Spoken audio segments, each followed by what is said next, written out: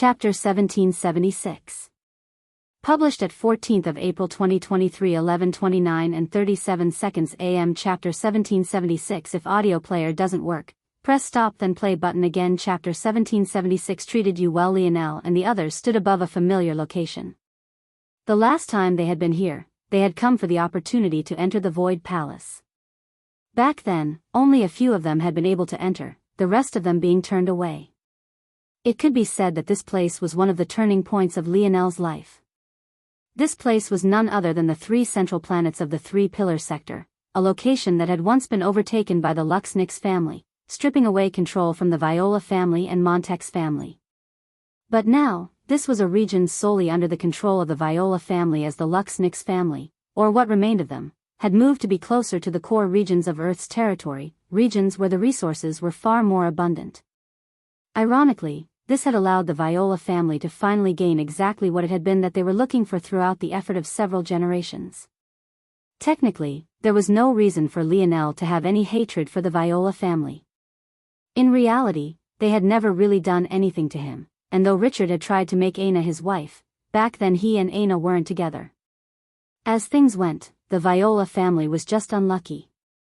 They had gotten the Luxnix who were on the upswing, resulting in them losing generations of hard work before they could get their own chance to rise up.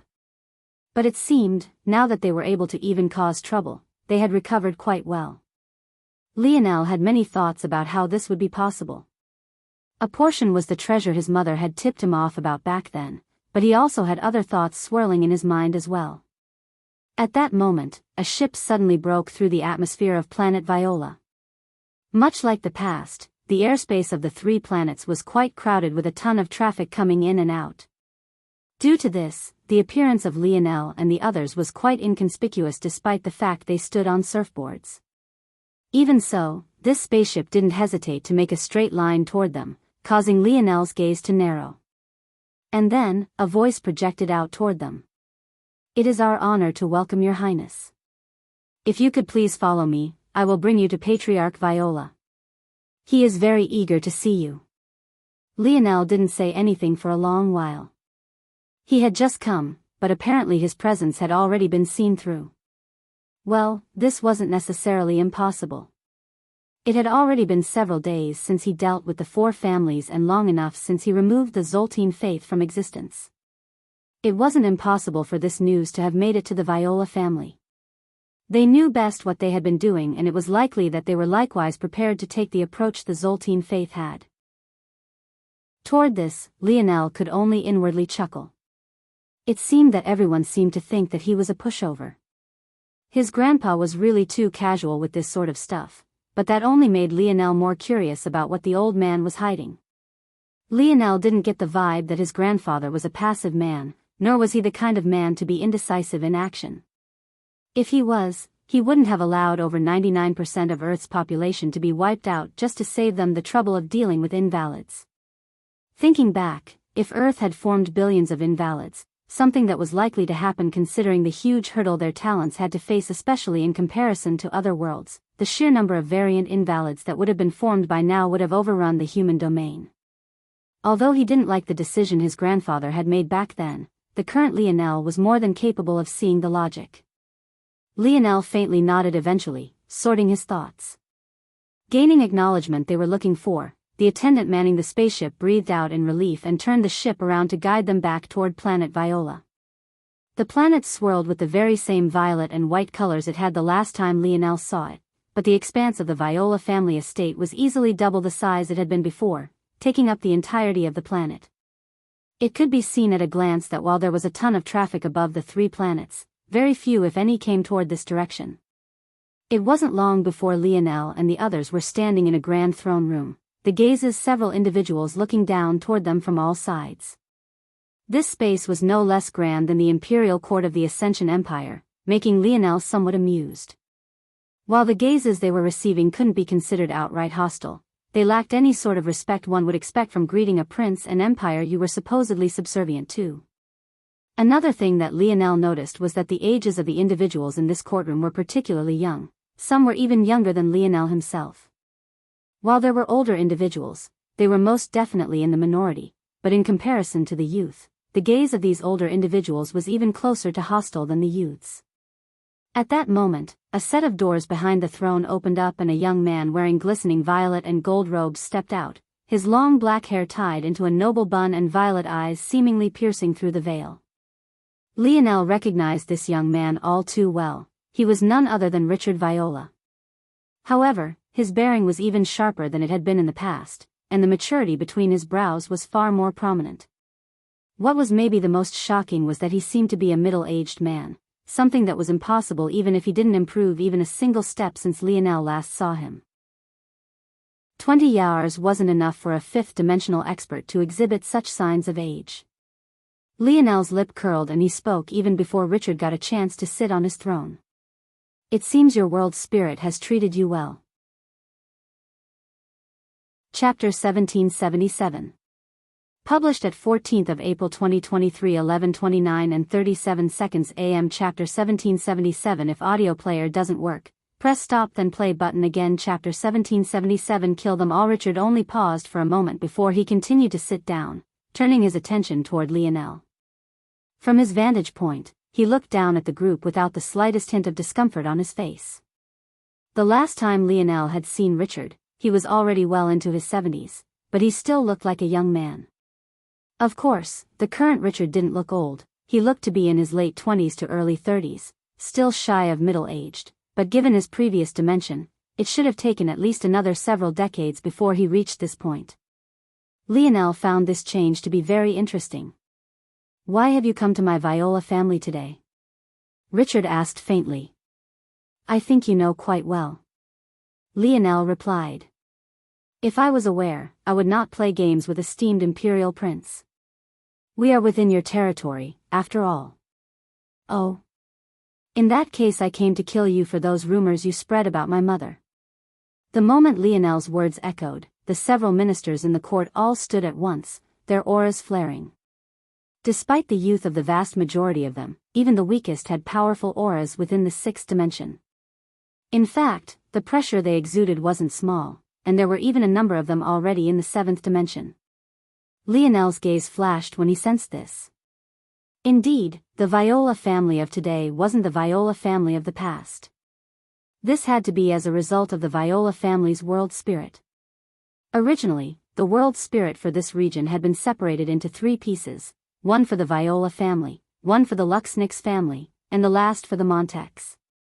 The Luxnix family should have taken the destruction of the Viola family to snatch their piece for themselves, but it seemed that this hadn't happened. From what Lionel had learned, those who had world spirits gained quite the advantage within the zone, allowing them to display their strength while others didn't gain this luxury. Whatever it was that Richard had experienced, it was enough for him to turn his situation around. Despite Lionel's blatant threat, Richard raised a hand and forced his ministers to sit. It was clear that compared to Lionel, the place Richard had in the hearts of these individuals was far higher. Earth's influence was already waning here, and yet it was their sector. It could be said that just from this display, Earth had quite a number of issues to deal with. If they didn't even have strong control over their own sector, then there was simply no chance for everything else. You must be joking, Imperial Prince. I thought that this matter was handled long ago. Was it not the Imperial Princess herself who pardoned me? Richard replied indifferently. Pardoned? It was more so that she allowed you to live due to what usefulness you could have to me, but I haven't seen your use yet. In fact, if not for me, would you even be here to sit on your lofty throne? At that moment, Lionel's smiling expression suddenly vanished and the ground beneath him trembled. You take yourself too seriously, don't you think? Lionel's voice boomed, the ground suddenly quaking and shattering. The stairs that elevated Richard's throne suddenly crumbled, compressing into the ground. In the blink of an eye, Richard had gone from sitting on a lofty throne to being seated within a pit that left him a full head shorter than Lionel. At this point, it was he who had no choice but to look up. No one could even react to the change at all, but by the time the rumbling completed and the force dispersed, the deed was done. Richard sat in the pit with a narrowed gaze. Lionel's explosiveness had caught even him off guard. It was only now he realized just how unpredictable Lionel could be. He was entirely unreadable. Originally, he thought like the Impreza of the Zoltene faith. His assumption was that Lionel had things to worry about and couldn't be too out of hand with his reaction. But now, he suddenly wasn't so sure anymore. Before Richard held any power in his hand, he had always been cunning and scheming. His intelligence was exceptional. If not for this, he wouldn't have been able to cause the resurrection of the Viola family so quickly. But there were some things that intelligence couldn't overcome. This was something he had learned the hard way the first time, and he wouldn't make the same mistake again. Richard slowly rose to his feet, stepping out of the pit. He had always been shorter than Lionel, so even now, he was still about a head shorter. But even so, he felt far better and more unrestrained on his feet. If Imperial Prince believes that I am the same man I was in the past, you would be sorely mistaken. My Viola family is guilty of nothing other than fighting for territory. The only difference is that we are better than others. In the past, my Viola family was destroyed. This was because we were inferior to others. I have no complaints. But now that we have risen from the ashes, soaring into the skies like true phoenixes, we won't allow others to press us down once again. Our dignity will not be trampled upon. Richard's voice boomed and the blood of the Viola family members boiled. They stood to their feet once again, but this time, Richard didn't ask them to sit. It was clear that they were prepared to fight any moment now. If Lionel truly didn't back down, they would even dare to kill an imperial prince of the empire. Lionel's serious expression suddenly gave way to a laugh. I left for a couple decades and I returned to find that everyone has gotten so much more arrogant. Even enemies I've already trampled once before are scurrying up again. What do your words count for? This isn't Viola territory, this is the Ascension Empire. Fight for territory? What right do you have to do that? Even if I told you to give up this planet right now, you would have to obediently do so. Lionel's pupils suddenly constricted. Before he could react, Richard's fist had already appeared before his eyes. It was simply too late to react. Bang! Lionel's head exploded into a rain of blood, bone, and gore, his final words still echoing. Kill them all, Richard said indifferently. Chapter 1778. Published at 14th of April 2023 11:29 and 37 seconds AM. Chapter 1778. If audio player doesn't work, press stop then play button again. Chapter 1778. Chest deep within space, the flagship hung in silence. Lionel watched the scene of his death with a cold expression. Indeed, Richard dared to attack, and indeed, his strength wasn't a joke. Lionel had sent his clones constructed of emulation spatial force in his stead, feeling that something like this would happen. In fact, he felt that this would have likely happened even if he had been more lenient with his words and actions. It was clear that Richard was already prepared for the worst-case scenario and his level of alertness was high. In the final moments before his clone's death, the spatial force activated and replaced it with a real corpse. With the depth of his dream force, it was almost impossible to see through the differences, especially if Richard was going to shatter his skull like that. As for Lionel's brothers, Richard was even less familiar with them. That said, Lionel didn't particularly care if Richard saw through the ruse since things were already past this point. The results would be the same so long as he dared to attack.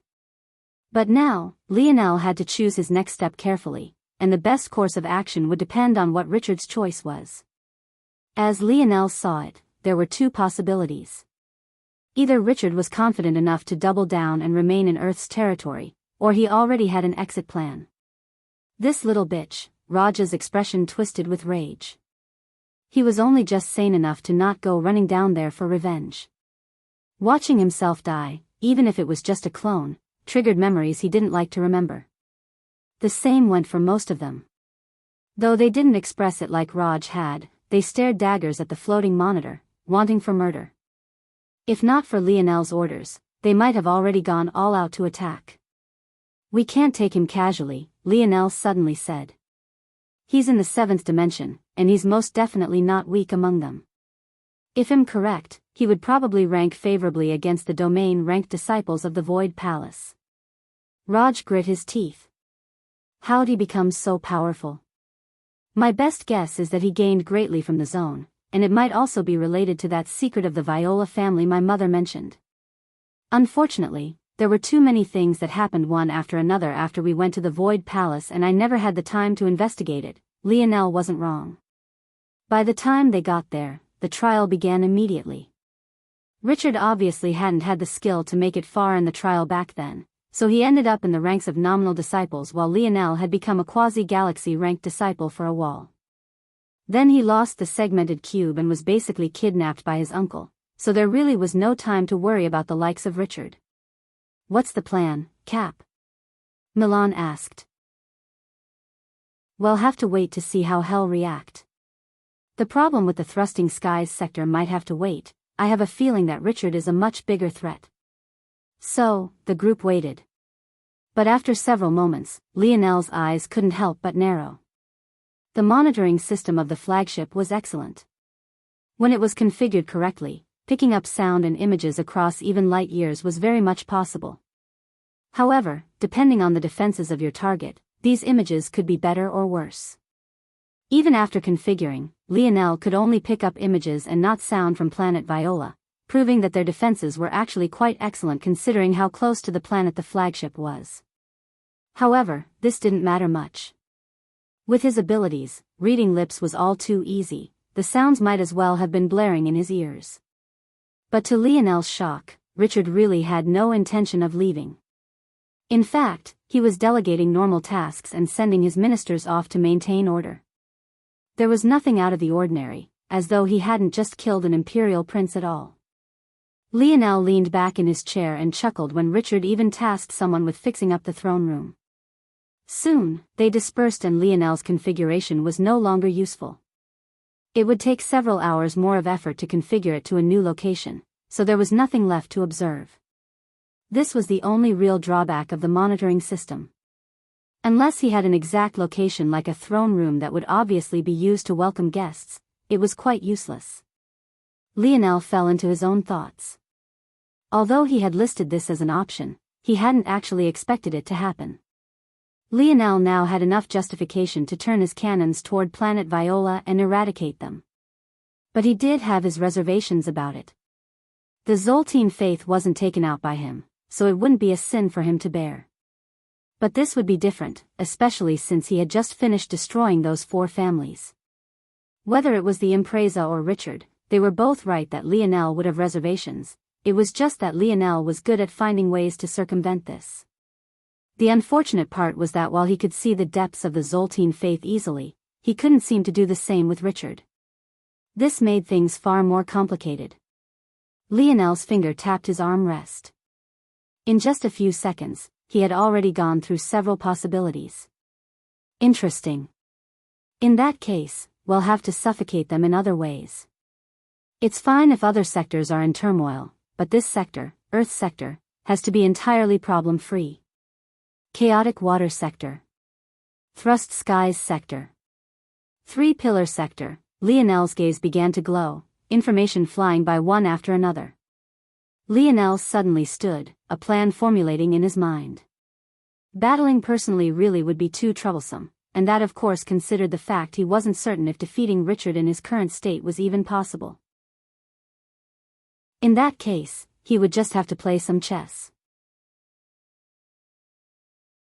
Chapter 1779. Published at 19th of April 2023 10:46 and 27 seconds AM. Chapter 1779. If audio player doesn't work, press stop then play button again. 1779 in the clear. You're okay? Lionel smiled, looking forward with a hint of gentleness in his eyes. Even in comparison to the usual, his gaze for Aina was even more caring. But it was difficult to tell if this was because they had finally taken that step in their relationship, or if it was because the loss of his brothers, albeit temporary, had made his grip on what was important to him all the firmer. Aina, who had just finished recovering from her fatigue and had come out to see what Lionel was up to, was dazed for a moment. She had come out with the intent that she would either find battle or Lionel hard at work, so her mentality was there. But she hadn't expected to see such a pair of eyes the moment she stepped out. The huge pendulum swing between expectation and reality left her frozen, and not long afterward left her blushing to say. She was almost immediately embarrassed by her own reaction. Lionel hadn't really said anything be considered normal, but she couldn't help it. That feedback loop only made her blush harder. Just when Aina was feeling her most embarrassed, the sound of hooting, hollering, and whistling came from behind Lionel. She only realized then that the two of them weren't alone and there were actually 8 more people watching with rapt attention.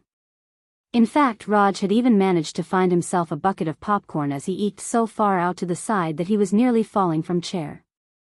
Ah. You.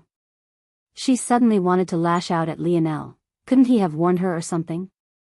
The last time she had seen Lionel's brothers, they weren't exactly on the best of terms. And now she had suddenly appeared again only to be embarrassed like this. Aina leaned forward and pressed her forehead into Lionel's chest, seemingly trying to hide. Her embarrassment had suddenly gained a hint of anxiousness. To make matters worse, she felt like she was walking around with, "I just had sex," on her forehead. Seeing Aina suddenly become so flustered, Lionel couldn't help but burst into laughter. There were 2 sides to this girlfriend of his. There was the bold Aina and then there was this version. When he first met her, it was hard to tell which version he would get. But now it just felt amusing to bring it out himself, and it felt even better when she accidentally stumbled into it herself like now. Hearing Lionel's laughter, Aina missed Yuri and Savon. She had already been thinking about trying to find them again, but now she definitely needed backup or else these hooligans would hound her to death. Yeah, I'm going to head to the Umbra family to see how they're doing for now. You all focus on the smaller tasks around the Earth's territory, make it known that we aren't letting certain things slide anymore, build up a mystique. Forget the older issues. The instant you get a new report, go there. I want to give off the feeling that we can appear anywhere instantly. I want people to hesitate before they even commit a crime. Here. Lionel flipped a palm and several masks appeared. However, these weren't normal masks at all. They fit over their heads, front, back and sides, and obscured everything. They seemed to be made out of a mesh material and they had a fluorescent pair of eyes that appeared outside, hovering within the black mesh material. The result made it look as though they were nothing but eyes. They had no mouths, no ears, nothing but a piercingly sharp gaze reminiscent of a wild beast. These masks, or helmets if that's more accurate, will send you all information filtered through me first. It'll assign a difficulty rating and an optimal approach to the situation. Depending, only one of you might need to act, or it could be 3 or you, or even all of you. So long as you follow the plan, everything should be fine. Within a single month, the word should spread adequately. Leave the Thrusting Skies sector and the Viola family to me. I made a mistake letting that Richard live once, he won't get the opportunity again. Gotcha, Cap. Drake, Alan, Arnold and Joel seemed to be the only ones paying attention. As for the other 4, they were still enraptured by the mesh masks. Only after they realized Lionel was finished speaking did they wave a hand toward him as though they got it. Lionel chuckled but didn't mind too much. Then, he turned toward Aina. Are you going to follow me, or? I want to find Savon and Yuri, she replied. Lionel laughed. Are you that scared of being bullied? Aina glared at Lionel, but before she could respond, Joel suddenly spoke. Yuri and Savon probably aren't within Earth's territory right now. It was a bit hard for us to see eye to eye after the war because they felt that it was smarter to return to the Void Palace, but we wanted to stay on Earth in case anything else happened. Lionel raised an eyebrow. Though Joel explained it quite simply, Lionel had a feeling that their disagreement was probably a bit more explosive than that. It was difficult to manage their relationship without the existence of Lionel and Aina, especially since to them, that relationship had long since been strained. It wasn't until today that Lionel's brothers learned that he and Aina were actually back together again. So, given the fact they were on 2 opposite sides of the spectrum in this regard, it wasn't surprising that they found it difficult to reconcile. But to Lionel's shock, the one with the weirdest expression when the 2 were mentioned was actually Raj. Lionel's gaze landed on Raj as though he was trying to see through him. And Raj, almost immediately, felt as though he was in some sort of hot seat. Hey. You can't blame me, Cap. You're back together with Aina now, I'm in the clear. Chapter 1780.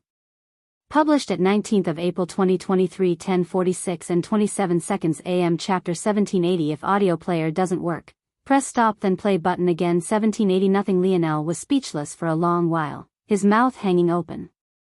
No way. He eventually managed to say many words. What happened? How high was Lionel's EQ? How sharp were his senses? He could even see a reflection of Raj's soul if he so wanted to, and he could tell just from that inkling that Raj wasn't messing with him. It wasn't just Lionel who was looking at Raj with weird expressions. Clearly, this wasn't exactly public knowledge. The only one who didn't seem surprised was Joel, who was obviously aware of something previously, but this made sense. With Lionel not there, Joel was the de facto leader. In that sort of role, he would have to be aware of everything going on around him. Raj cleared his throat. Why are you all looking at me like that? Spill it, fatty, Milan glared from over the table. Raj sneered. Just because you're a 40-year-old virgin doesn't mean you can just lash out at me as you please. Some of us have sex lives. Milan's mouth hung open. Virgin? He wasn't a virgin. Raj had been the last virgin among them. Well, that didn't include Lionel, of course. But given Lionel's status in their hearts, none of them even really considered him to be a virgin. It is pretty clear to them that he could have lost it whenever he wanted to. In fact, even now, they weren't questioning his virginity, they just had their assumptions based on a few context clues. Lionel wasn't the type of person to go around talking about such a thing. The true virgin among them was Raj. This wasn't even necessarily because he couldn't find a girlfriend, but rather because he had a big mouth and a fiery temper. He had no idea how to filter his words or coax a woman. He just blurted out whatever he was thinking, and that wasn't exactly conducive to keeping a woman happy. Every time Raj got into a relationship, it ended in a fiery burning inferno, usually with him ranting at the top of his lungs about how idiotic the fairer sex was. It wasn't a coincidence that his words after Lionel and Aina's breakup were the most scathing. But the idea that Raj had not only lost his virginity finally, but even to one of either Savan or Yuri, left them entirely without words. This was especially so because he had never filtered himself in front of them, even talking about his dream of having a harem. But then again, since they were willing to leave him for so long, maybe they had gotten sick of his rant. Seeing everyone's speechlessness, Raj slammed his meaty palms onto the table. He could handle much of their scrutiny, but the way Alan was pushing up his glasses and even Arnold of all people was looking toward him with such interest was getting on his last nerve. Even the only person who could make him admit to such a thing, Lionel, was looking toward him as though his head was screwed on backward. You bastards. Can't you see this handsome specimen before you? Do I look like someone who struggles with women? Raj's voice boomed, causing a section of the flagship to quake. However, his reaction wasn't met with the reception he wanted and he almost deflated. Fuck. People can't recognize a good thing even when it's right in front of them. Alright, tell us what happened already. Stop throwing a temper tantrum, you big lug, Franco laughed, his gaze particularly lustful. Just tell us, who was it? Was it Savan or was it Yuri? Also, I need to tie dash. Franco found his voice caught in his throat. He coughed lightly as his head slowly turned toward Aina. She seemed to just be smiling a beautiful smile, but why was it that the air was suddenly so chilly? Ahem, Franco cleared his throat again. Less details, just tell us about your beautiful romance. Forget you all, Raj snorted. It was definitely Yuri, Lionel suddenly said, causing everyone to look toward him. I just didn't expect it. I underestimated you, big guy. Aina's own expression flickered with surprise as well, but since Lionel dared to say it, she believed him. He wouldn't be one to mess around like that. She suddenly wanted to see Yuri a lot more so that they could talk about this. She wanted details of her own, despite the fact she had given Franco such a friendly reminder. Interestingly enough, Raj deflated when Lionel finally said it, sinking into his chair with a sigh. He seemed to be regretting something, but it was already too late. It ended poorly, I take it? Milan asked. Bah, forget her. Raj waved a hand, his expression quite unhappy. But considering Raj of all people barely said anything and didn't even seem to be about to go on a rant, it seemed that this one was quite a deep one. But he eventually sat up. He had regrets when he died. Maybe there was a chance now that he was living again. Ah, forget it, Raj waved a hand in distaste. I'm not chasing after that woman, she can kiss my ass. What happened, exactly? Milan pressed. Don't speak in code, or I'll beat it out of you. Raj glared toward Milan. It just didn't end well, alright? It couldn't have been that bad, you're not even ranting about it and we had to squeeze this information out of you.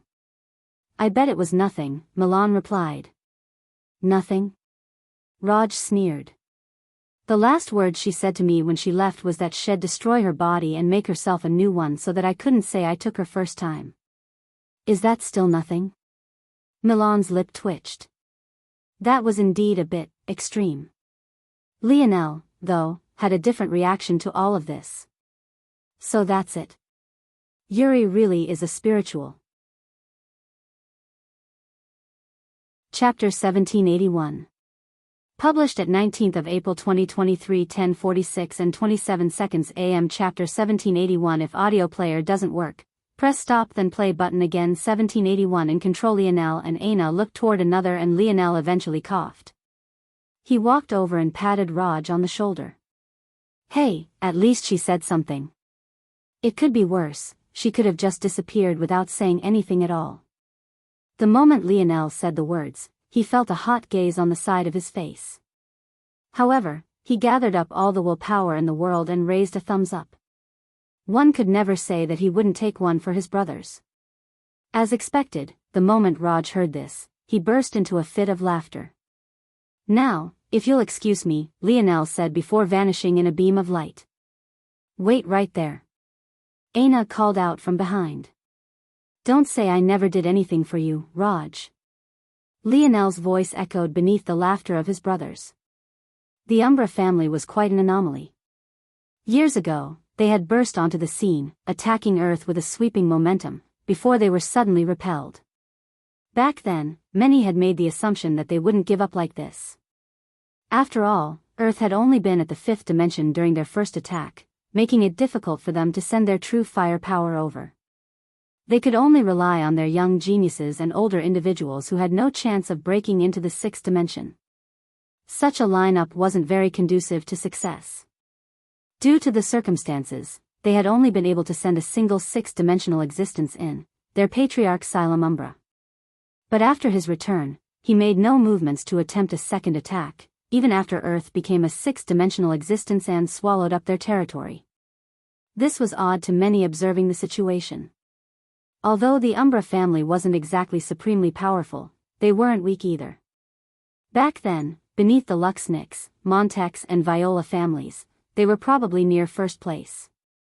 In addition, having your territory swallowed by the influence of another world spirit was nothing but bad. This was actually why Richard was fighting so hard to maintain control over a certain radius.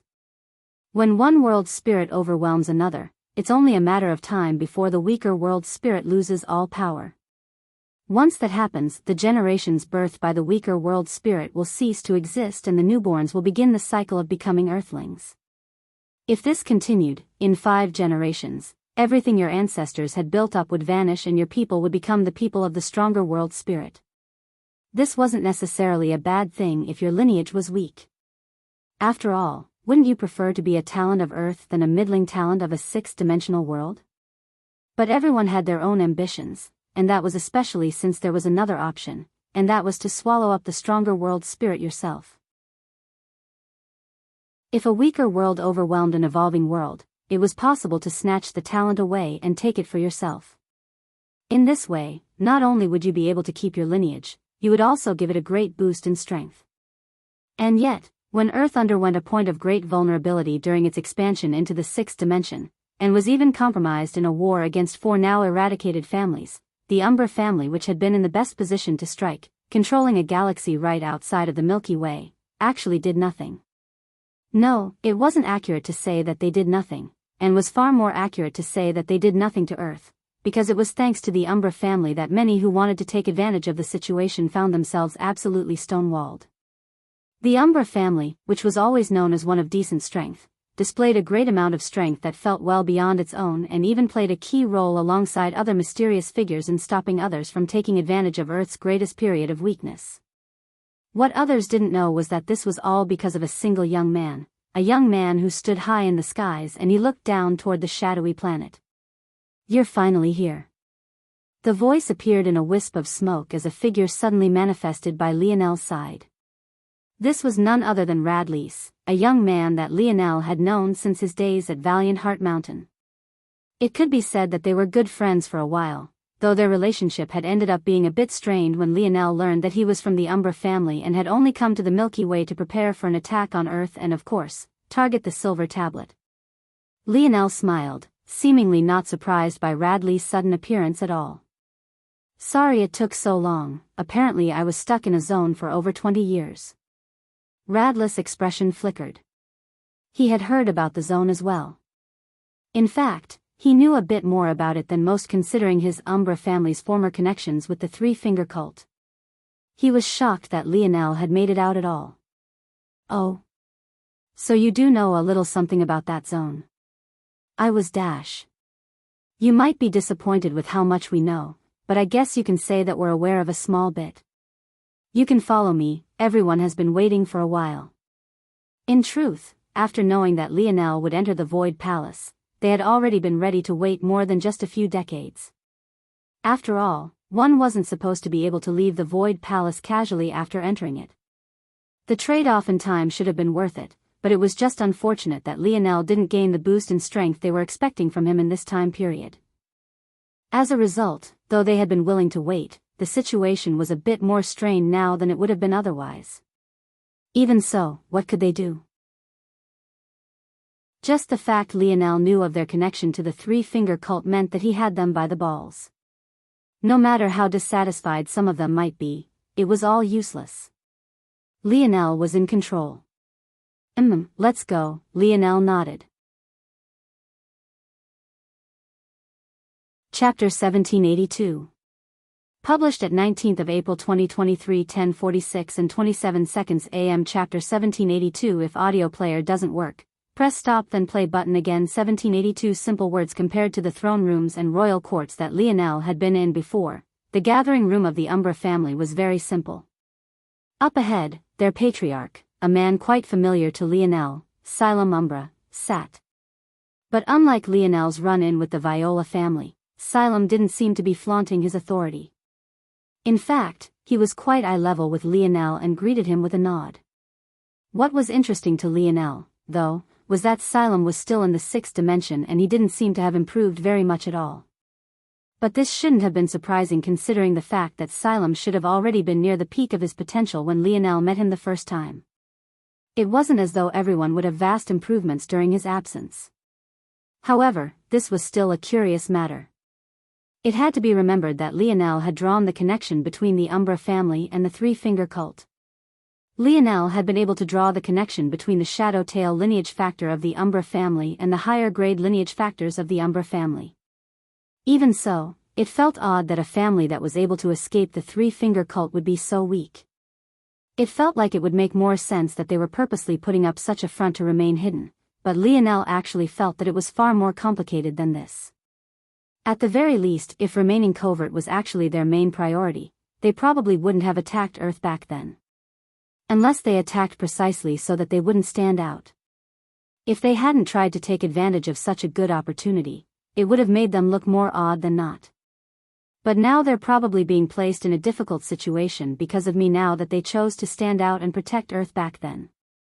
On top of that, in order for them to have succeeded back then, they definitely had to have more strength in reserve than what they're displaying here.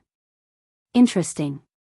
Lionel didn't seem very uncomfortable with the silence in the room.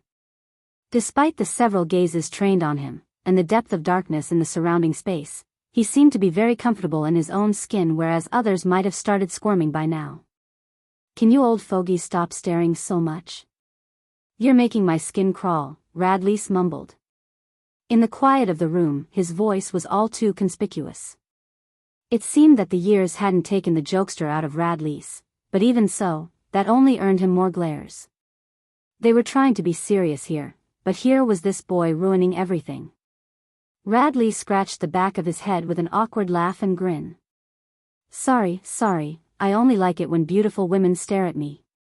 Oh. Am I not beautiful enough for you? At that moment, a middle-aged woman turned a sharp eye toward Radley's. She was actually his aunt, and though she looked a bit aged, she definitely still had the air of a mature and graceful woman to her. Even with the faint wrinkles on her face, most men would be forced to take a second or third look before her. This woman was known as Celtin, and it felt that the moment she spoke, the entire room seemed to shift toward her, even more so than Patriarch Xylem himself. Radley coughed. How could that be true, Auntie? I dream about you every day. I've lost count of the number of times I have lamented the fact we are related. Why are the heavens so cruel to me? I'm forever destined to not be with the world's greatest beauty. Radley spoke as though he was pouring his heart out, but his antics caused the room which had been stifled with pressure to burst, becoming filled instead with stifled laughter. Even Lionel's lip twitched. Now that he thought about it, the first time he met Radley's he was chasing skirts. It seemed that he wasn't willing to let even his own aunt go. Toward this, observers could only be speechless. Celtin rolled her eyes. Obviously, she was likewise used to her nephew's nonsense. Radley's was lucky that the situation wouldn't allow it, or else she would have given him a nice spanking. After a moment, Celtin turned her gaze toward Xylem for a second before looking toward Lionel. You are a very intelligent boy since you could expose us when even the three-finger cult could not, so I'm sure you understand our qualms as well, right? We are running out of time and circumstances have, unfortunately, caused you to lose almost a quarter of a century. While we were, indeed, prepared to wait even twice as long as that, I'm sure you can understand the difference between then and now, right? It would not be smart on our part to continue investing in you the same way. However, there is also not much we can do if you choose to hold our past over our heads either, so we are at a bit of an impasse.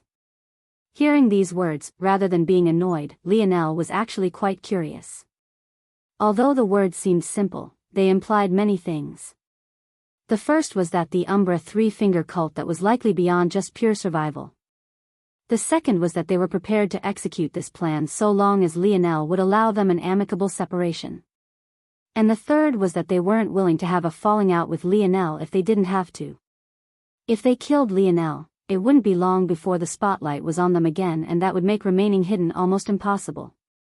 In addition, they would make themselves a great number of enemies, whether that was the Ascension Empire or the Morales family.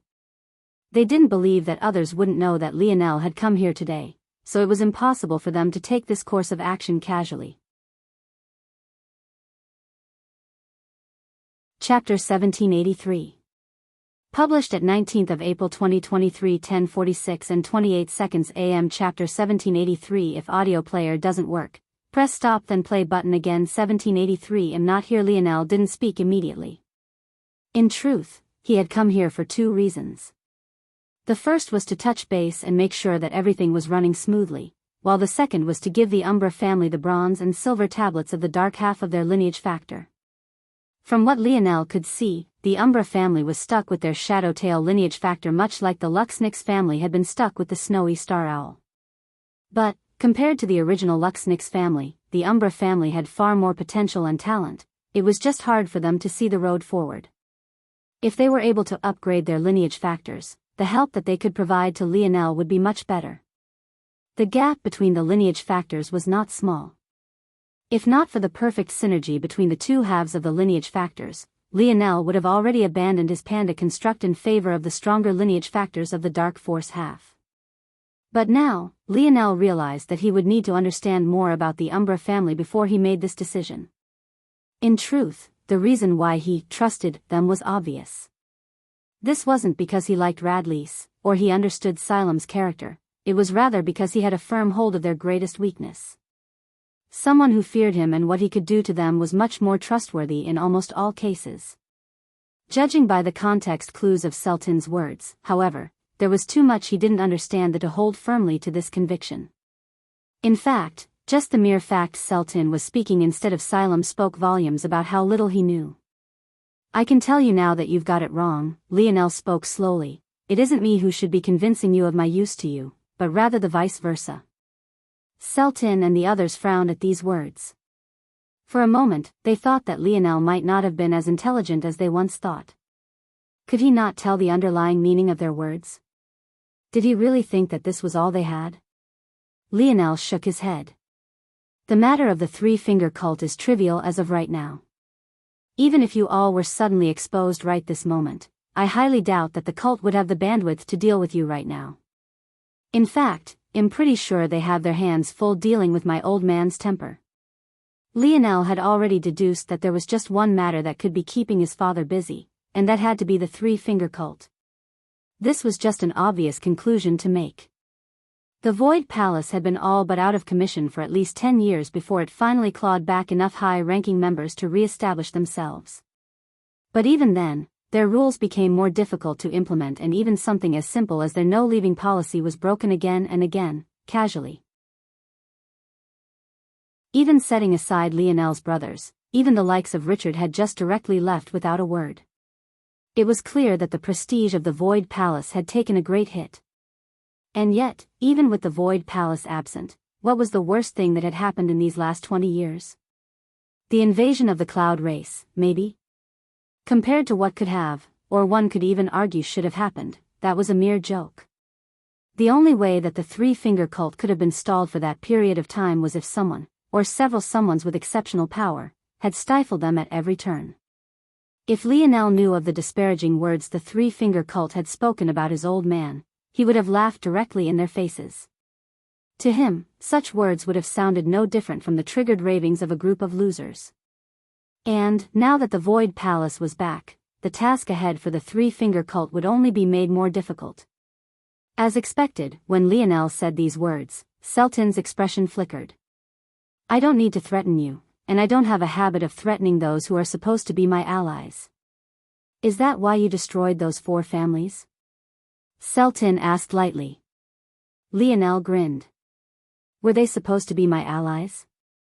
As far as I know, in the midst of a crisis, instead of supporting the world they were born in, they attacked it and slaughtered countless young geniuses. Destroying them, as far as I'm concerned, was taking it easy on them. Seltin didn't respond. Her words seemed to be implying something different, but at this moment, it didn't seem to matter much. So, I'll say it again. It isn't you all who needs convincing. I came here today with the intention of helping your family a great deal, but now I'm not so sure anymore. Anyone could just say those words. An elder suddenly spoke from the side. Bang! A bronze tablet fell from Lionel's ring onto the ground, causing cracks to spread in all directions. Can they? Why am I not so certain of that? Lionel asked without even looking in the direction of the elder who spoke. By this point, although Lionel's gaze never left Seltin, even her own eyes were entirely focused on the bronze tablet at his feet. It radiated an aura that they were all too familiar with, an aura that made their hearts skip several beats. It very much at all, letting it rest at his feet without a single hint on his expression to its value. Even if you all are 1,000 times more powerful than what you've shown on the surface, I can promise that I can still leave this place entirely unscathed.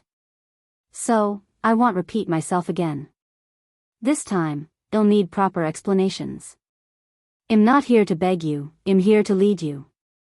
I'm not here to threaten you, I'm here to show you a light at the end of the tunnel. If you don't want it, just say so and our relationship will be cut off here. Just don't think of coming back to me later.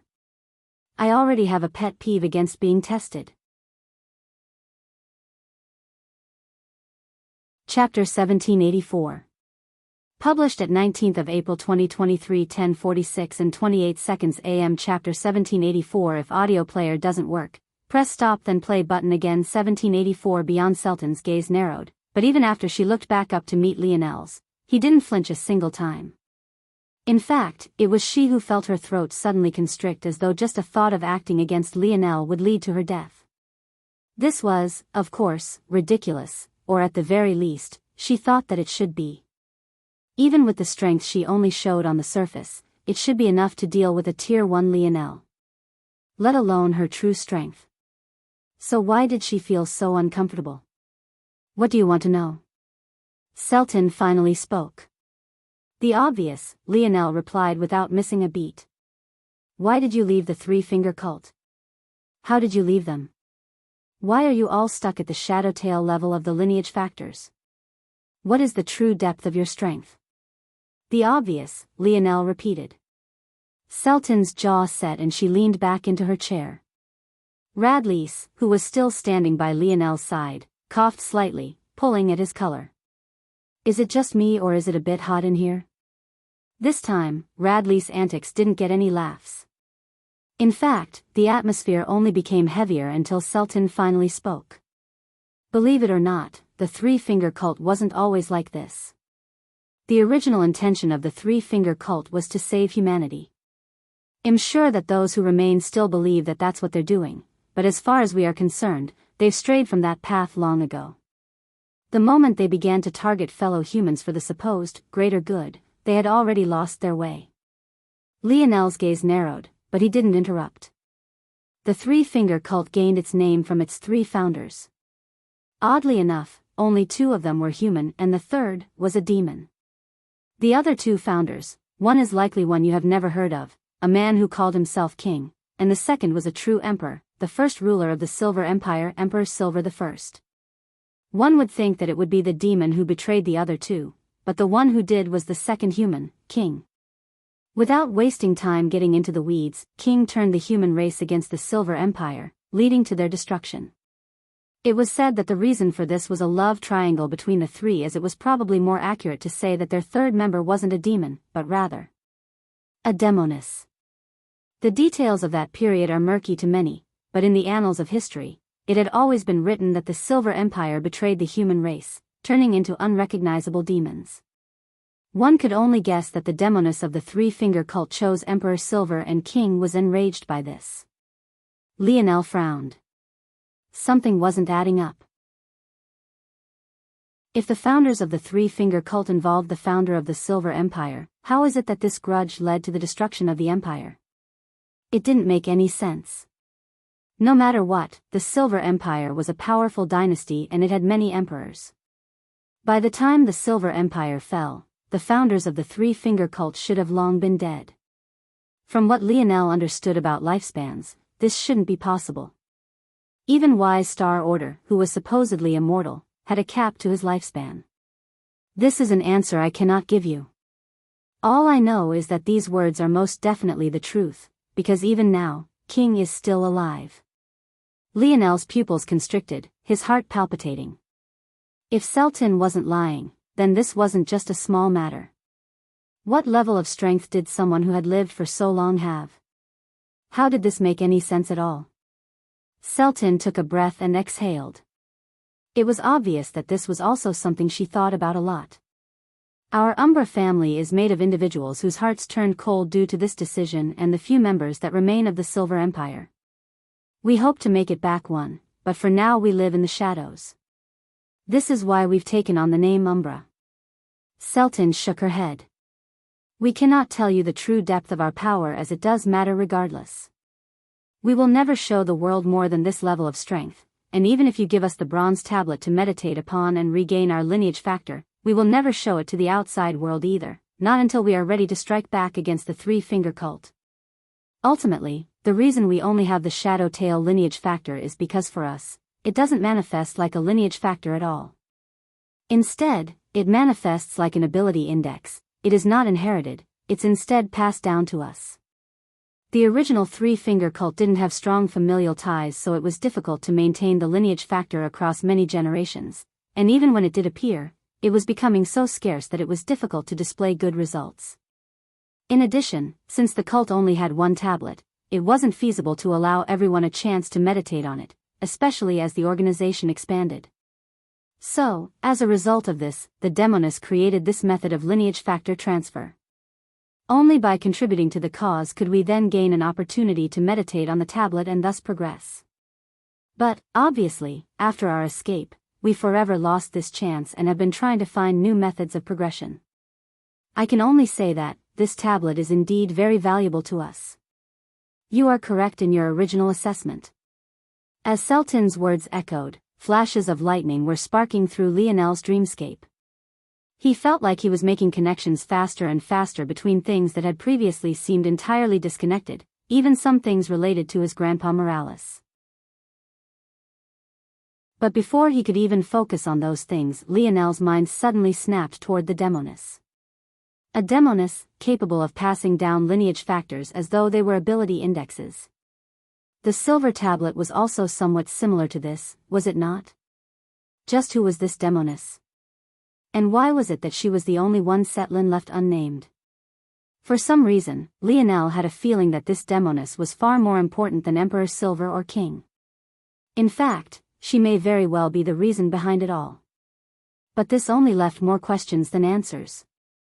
The Void Library had no explanations of a demon race. It seemed that the only instance occurred within the human domain itself, something that made absolutely no sense. Where was that demoness during the conflict? Why did Selton gloss over her as though she wasn't a big deal at all? And why was it that the more Lionel thought about this demoness, the vaguer his conclusions about her became, almost as though someone was trying to mess with his memory? The most fear-inducing part was that Lionel could feel the movements in his dream force, almost as though a pair of slender hands was shifting his synapses and stopping them from firing properly. This person, their dream force affinity was leagues beyond his own. Chapter 1785. Published at 19th of April 2023, 10:46 and 28 seconds AM. Chapter 1785. If audio player doesn't work, press stop then play button again. 1785. Not bad. Lionel frowned and shook his head. He couldn't think straight until he, ironically, stopped thinking entirely. He could only barely manage to split up his deductions into several dreamscapes. Only when they were separate did the odd influence on his mind disappear. By the time he was finished, his heart was beating erratically. He couldn't imagine the kind of power it would take to influence someone's thoughts about you. This was beyond just power, it was quite literally the means of a god. Lionel was almost 100% certain that this person was aware every time their likeness was mentioned. Was this the true power of dream force? To not only be hyper-aware of your own stream of consciousness, but that of everyone else's as well? Years ago, Lionel had had a thought about this, but it was so far away from him that he couldn't even fathom it. Even now, he was in a similar situation. Despite how far he had grown, he felt like he hadn't even taken half a step toward such a goal. This person is dangerous. Lionel's jaw set. He realized almost immediately just how poor his mindset had been. This wasn't someone that he could casually catch up to with a few years of effort, and it most definitely wasn't someone he could out-scheme. This was beyond wise star order reading his mind. This person could sense his learning about them from an infinite distance away. To say that such an individual could crush him with a single finger was an exaggeration of himself. This person wouldn't even need to lift a finger. If Lionel was correct, if this person wanted to kill him, the moment they sensed him learning about them, they could directly snuff out his consciousness, and he wouldn't even be able to do anything about it. This was why Lionel had no choice but to stop trying to deduce. If he kept thinking about this person, he might very well offend them. By then, he wouldn't even know how he died, his life would just be forfeit. Unbeknownst to him, Lionel had broken out into a cold sweat, his face becoming somewhat pale. This was a feeling that he had never experienced before. What he didn't even have the presence of mind to realize was that most people who spoke of this person wouldn't even notice that they were being observed. It was precisely because Lionel's dream force affinity was so high that he could feel this fear to begin with. As the saying went, ignorance was bliss. Selton and the others had no idea why Lionel was reacting like this, but Lionel himself felt that he had just barely escaped with his life. The problem was that losing his life was just one potential aspect. Someone with such a great control over dream force could take over his mind, alter his thoughts, and twist his personality without him even realizing. Such a thing would be a far worse fate than death. Lionel took slow and deep breaths, doing his best to slow his heart rate.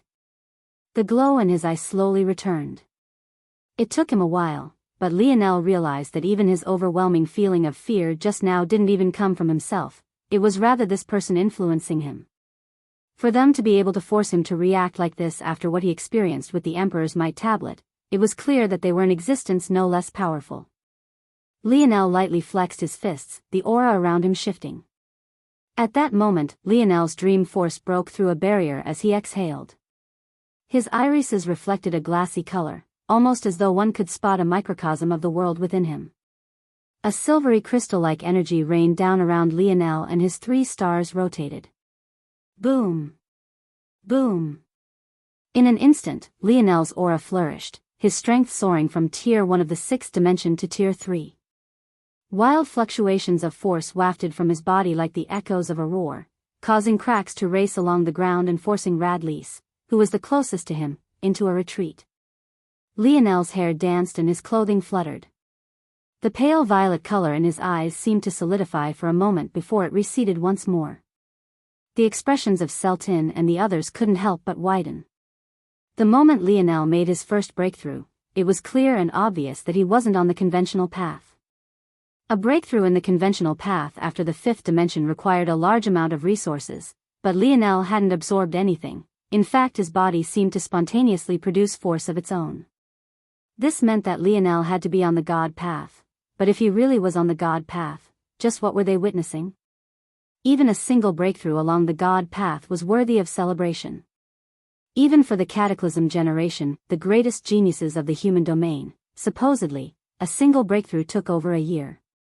Many of them had already been back for over a decade, but very few had entered the 7th dimension. This made the issue obvious. Just a single breakthrough should be hard to come by. How the hell had Lionel undergone 2 right before their eyes? And the oddest part was that just a moment ago, he looked as though he had contracted some sort of sickness. The flourishing aura around Lionel slowly came to a pause and he exhaled a final breath and everything seemed to settle down properly. In an unknown location, a demoness sat on a throne of bones. Every part of her was endlessly alluring, and yet it also felt as though one couldn't see any part of her clearly. She was somehow both the most perfect representation of woman, and yet somehow very forgettable. At that moment, this demoness chuckled, even her voice causing those that heard it to go entirely soft all over. "Not bad," she said lightly. "Much better than those other 2. Occasionally missing content, please report errors in time." Chapter 1786. Published at 19th of April 2023 10:46 and 28 seconds AM. Chapter 1786. If audio player doesn't work, press stop then play button again. 1786. Libly and Dinmo. Lionel stretched slightly, his body popping and crackling. Just now, he had caught a glimpse of what the highest echelons of dream force manipulation looked like, and it almost instantly enlightened him. However, even with this, he only felt that the gap between himself and this individual only widened further. Even so, the pressure of Lionel's dream force had just become more suffocating. He could feel the limitations his body placed on his 7th dimensional dream force loosen by a great deal. It was clear that strengthening one's force manipulation could break down dimensional barriers prematurely. Breaking through via this method felt so much different than it had in the 5th dimension. Lionel felt as though he had become an elevated being, as though he was truly transcending through the dimensions, like he was shedding his mortality. He tightened and loosened his fists, feeling the air around him trembling. This was just a 6th-dimensional world and the power he felt over it was palpable. He felt like he could crush a mountain with a single stop and split the skies in 2. This was true power. Even so, he didn't feel the slightest hint of complacency. The looming shadow of that figure hung over his shoulder, reminding him just how weak he was. At the same time, that hidden danger he had been sensing all this time could come around any time now. He didn't want to relax. Lionel stretched a hand forward and the bronze tablet shot up and into his hands. "Take it." Lionel threw the bronze tablet over to Celtin without much hesitation. Even she was slightly stunned. She blinked, touching the cool surface. Even now, she could feel her blood stirring within herself.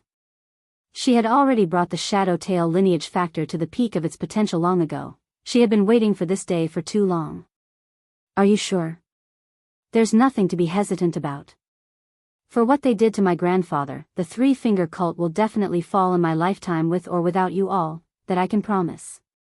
But if you all are serious about following through on your ancestors' intentions, then I will invest now and reap the rewards later. Lionel waved a hand. Soon, they'll be launching a mission against the Thrusting Skies sector. Prepare an elite group of 100, whatever the best you can display for now is. I will be going to the Midas and Radix families now. Originally, I was going to have you participate in this as well, but now. Lionel looked down in his hands, feeling the strength coursing through him. I don't think it's necessary anymore. Lionel turned to leave with a smile, waving a hand. If it was before and Lionel had spoken about taking out the three-finger cult without them, the members of the Umbra family might not have been able to take it seriously. However, it could be understated just how impossible it was to have such a breakthrough in the sixth dimension. To skip a level was practically unheard of. So when Lionel spoke, they subconsciously believed him. He'd expected the Midas and Radix families to be even easier to deal with than the Umbra family had with the Umbra. He had no such thing with this two-pronged family, and yet he didn't even have to shed a single hint of blood to find himself deep within their territory, face to face with their new patriarch and matriarch. Lionel knew the two of them quite well as he had fought the both of them before, Libli the petite young woman, and Dinmo, the 2.5-meter-tall behemoth of a man. After over 2 decades, their marriage had long since occurred and they might very well have children between them now. However, quite frankly, the two of them looked horrible. From what Lionel could tell, they really seemed to be on their last legs. It only took a single sweep for Lionel to understand. The Flora family?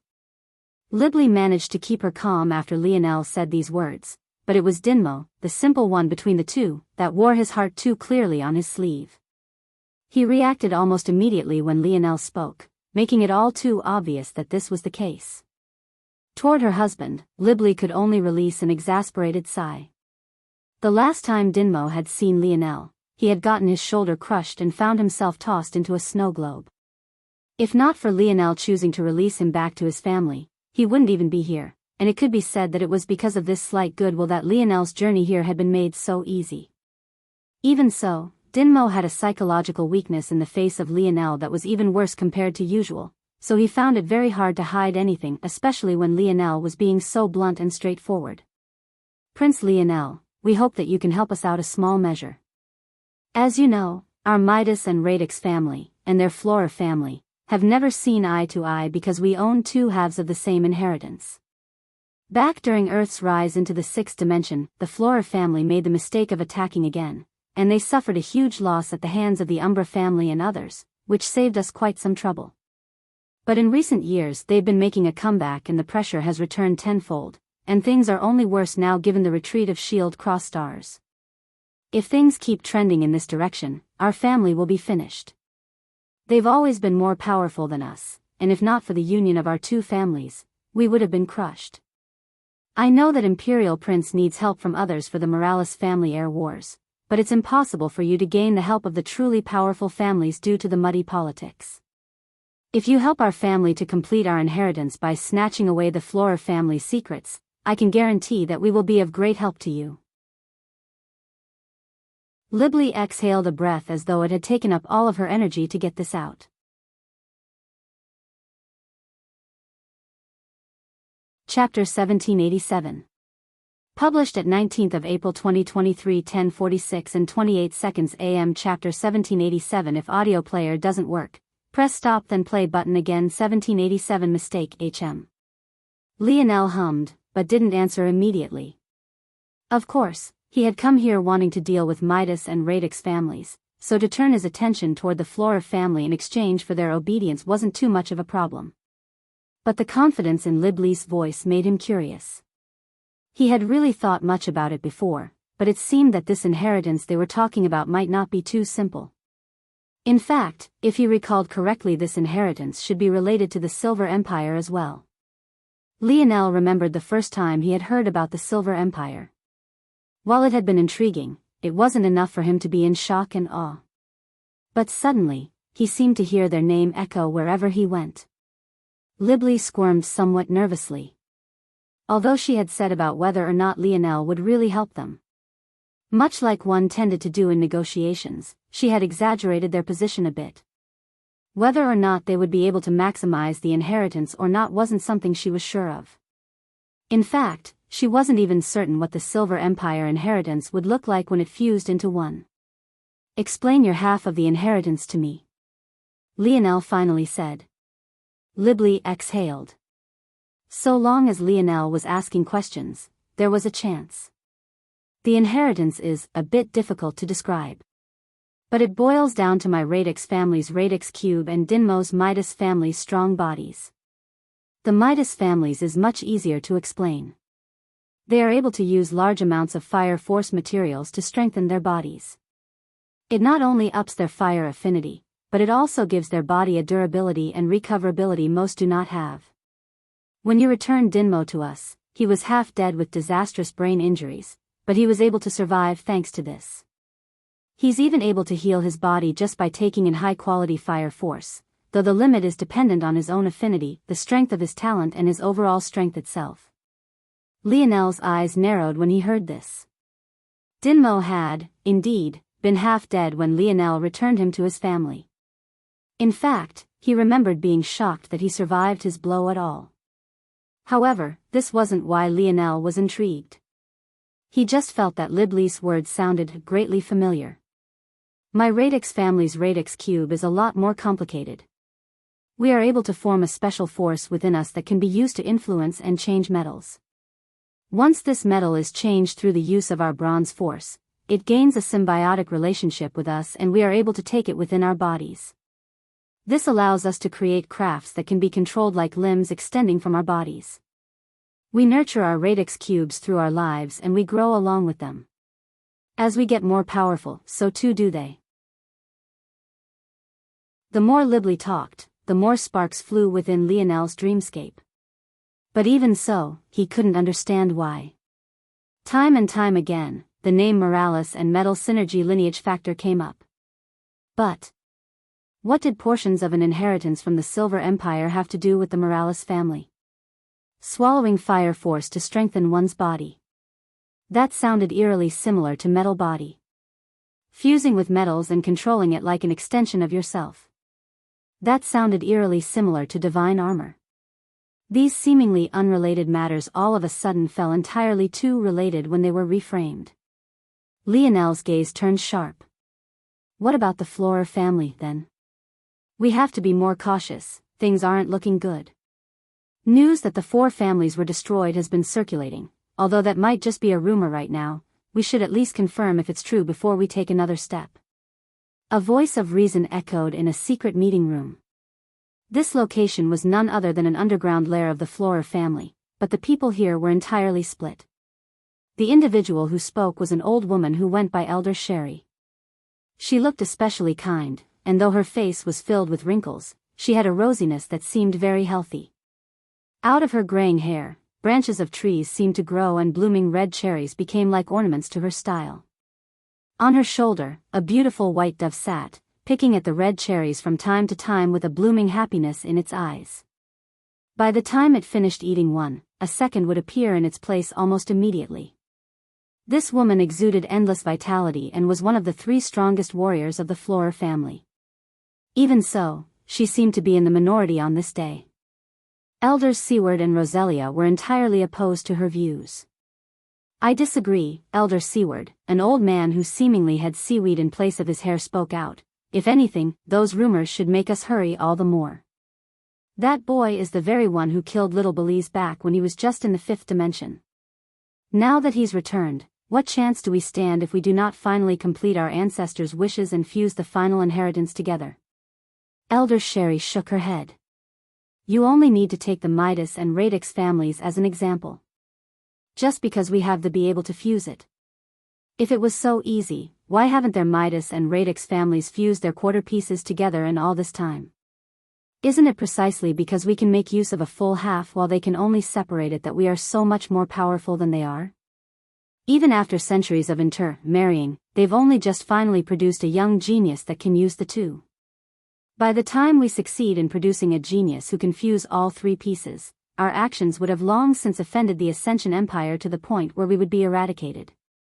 By then, our hard work would fall in the hands of others. I believe that this is a foolish decision that will lead to the downfall of our family. Chapter 1788. Published at 19th of April 2023 10:46 and 28 seconds AM. Chapter 1788. If audio player doesn't work, press stop then play button again. 1788 choice. Roselia and Seward had difficulty rebutting Sherry's words. This was something the two had, obviously, been quite aware of. But they were simply unwilling, and what made it all worse was that this had been caused by their greed. Had they not attacked Earth back then, with how much the Ascension Empire had on their plate, how could they have time to deal with a scuffle between two six-dimensional families? Had they not been on Earth's radar, they could have used this moment to make a final push into Midas and Radix territory, swallowing them up and secretly taking advantage of commotion to retreat in secret to digest their gains. But now it was difficult even to make that argument. They were stuck between a rock and a hard place. They could either sit back and hope that Earth would forget their transgressions and not deal with them even after resolving their issues in the future, or they could rush forward with this and inevitably pop back up on their radar. Either way, their fates didn't seem to be in their own hands.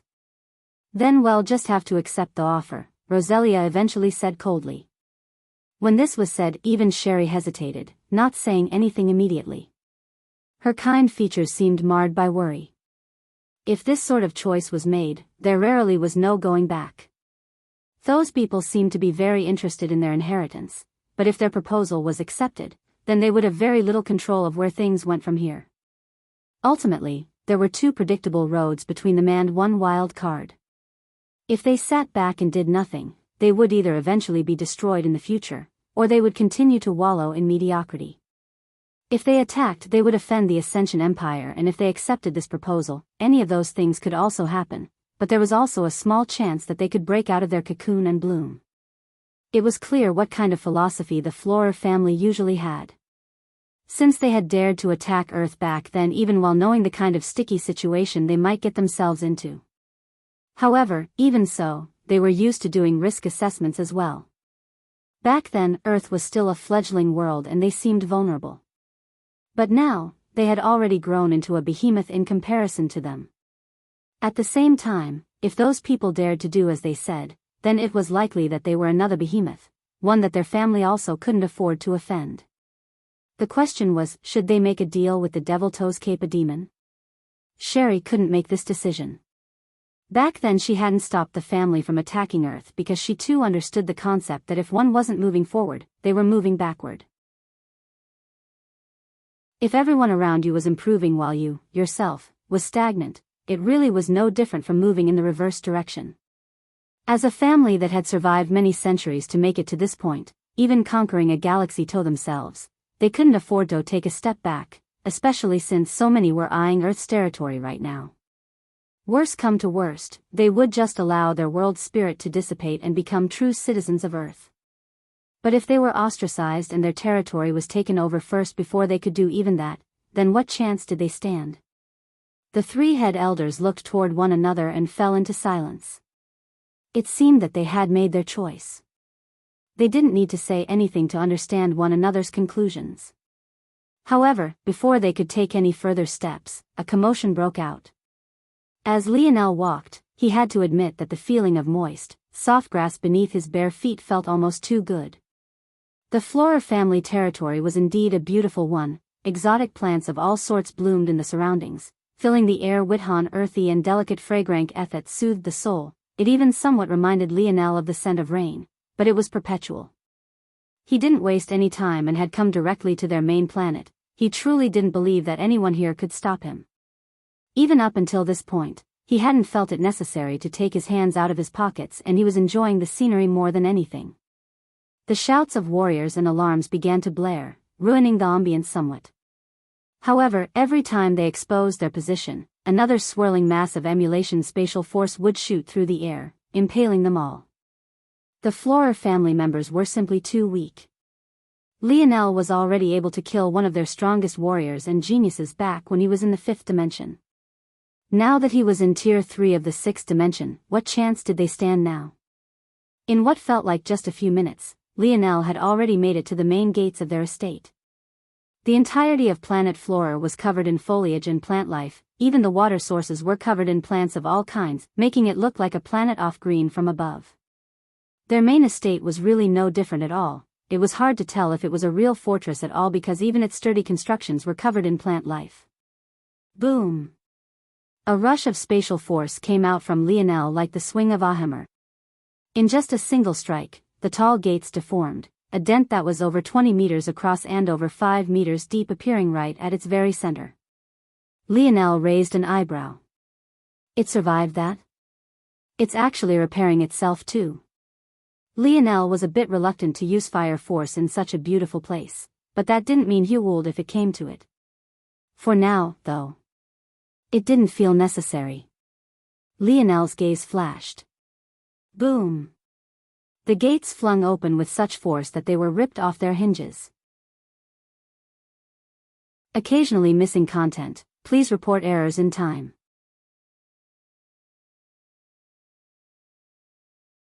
Chapter 1789.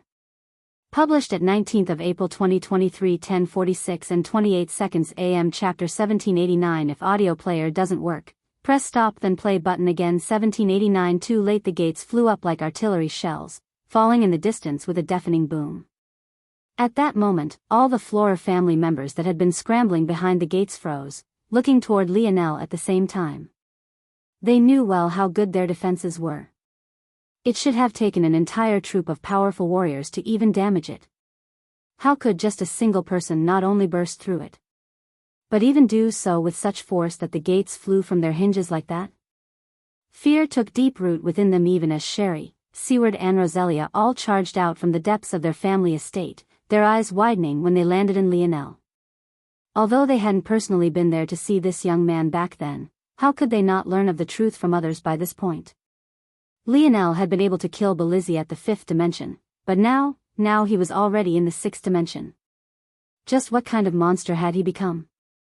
The three head elders smiled bitterly in their hearts. They never thought that they wouldn't even get the chance to make the hard choice. Just when they thought they had time, their worst fears became a reality almost instantly. Even if they laid down their lives to battle Lionel right this moment, would it even change anything? The strongest among them, Sherry, was only at tier 6 of the 6th dimension, the other two were still at tier 5. They didn't feel like they stood a single chance. Lionel continued to walk forward. His steps were absolutely silent, but for some reason they felt as loud and powerful gongs in their heads. Sherry sighed. Is it necessary to take things this far, Imperial Prince? Our family offended yours once in the past, but we haven't crossed any lines since then. Doesn't Earth need more allies now? Lionel gazed toward Sherry. His eyes couldn't help but narrow. When he looked toward this woman, he couldn't muster up any emotions outside of goodwill. She looked too kind, too fragile, too warm. But that was exactly why Lionel immediately put his guard up. There was absolutely no reason why he, who had such good control over himself, should be unable to make logical deductions about a person's character. At the very least, he should be able to make assessments deeper than what he could see at a skin-deep level. Lionel's eyes shifted toward the white dove on her shoulder, his expression becoming expressionless once more. Have you been? Lionel asked lightly. 9 days ago at Planet Vultrix. 17 days ago at the EU Moon System. 22 days ago Prolax Moon System. 27 days ago at Raytrise Asteroid System. These are just incidents within the last month where your family has launched an assault against others within Ascension Empire territory. The expressions of the three elders changed. Although they hadn't been personally a part of those operations, they knew of them. Each one of them had targeted the Midas and Radix families, dealing them huge losses. They had had many more planned, but the news of the destruction of the 4 families had stopped them in their tracks.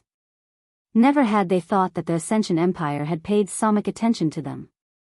Could it be that they never stood a chance right from the very beginning? What these three didn't know was that the Ascension Empire had, indeed, not had any time to worry about them. Instead, this was just information gathered by the networks of the Etching Metal Organization, an organization the vast majority had no idea existed, and for those that might have an inkling, it was only that, suspicions. Let alone the Flora family. Lionel had detailed analysis of the micro and macro movements of every family and organization within Earth's territories. Sherry didn't know how to respond to Lionel's words. If before they had plausible deniability, the specifics of Lionel's words made it obvious that their denial would mean nothing, and even further, that he likely had proof. The head elders smiled bitterly and the atmosphere fell into solemnity. At that moment, a laughter echoed through the quiet. Lionel slowly turned his head toward a building covered in foliage in the distance. He had noticed this young man long ago, but he had simply made the assumption that he was just another member of the Flora family. He wasn't actively scanning everyone. After all, he couldn't be expected to recognize all of their faces as he had never been here before. However, the moment he paid attention to this young man, Lionel realized that his soul was different compared to everyone else here. He knew immediately that he wasn't related to the Flora family. When Lionel realized this, he became more serious about scanning the air, his powerful internal sight surging through the region. 2. 5. 6 of them including him. All right. The young man was caught off guard by the fact that Lionel immediately turned his attention calmness about him. But, what shocked him even more was what came after this. I haven't killed any members of the three-finger cult in a long while. Why don't you stop laughing and draw your blade? If you don't, I won't give you another chance to. The expression of the young man and the other 5 changed almost immediately. They never thought that Lionel would be able to actually name their organization so casually. How could he even tell? For the current Lionel, such a feat was all too easy. Scanning a person's soul told you a lot more about them than just generally scanning their bodies.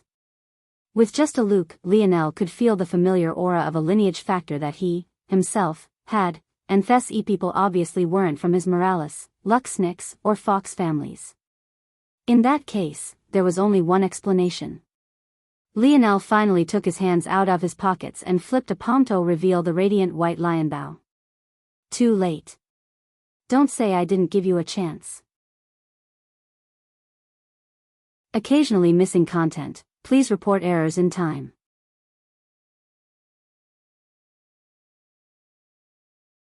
Chapter 1790.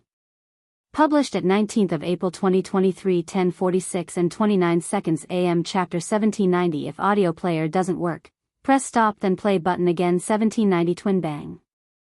The head of the young man snapped backward, a bloody hole appearing on his forehead. He seemed to enter a slight lull for a moment before his head exploded, a rain of blood and gore spreading in all directions.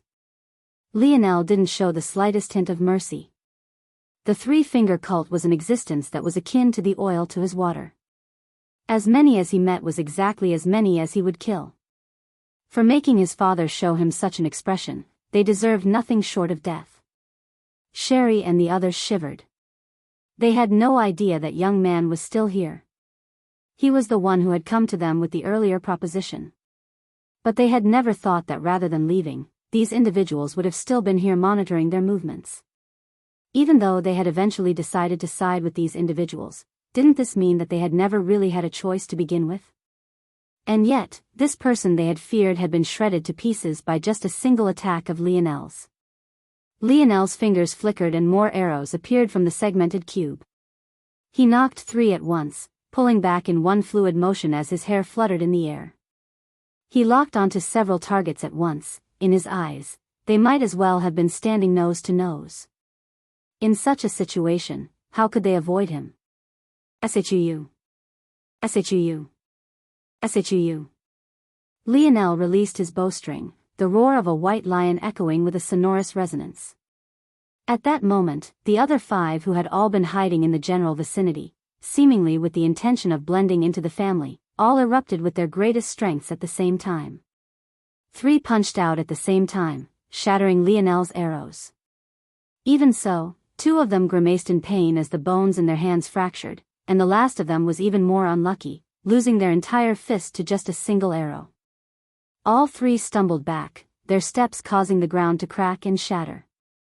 Lionel had already pulled out 3 more arrows before the first ones landed, pulling back with a movement just as fluid and releasing. The world seemed to be devoid of all noise, the whistling of Lionel's arrows fading as they became faster and faster. The remaining 2 hidden experts shot into the air, radiant silver-black wings extending from their backs.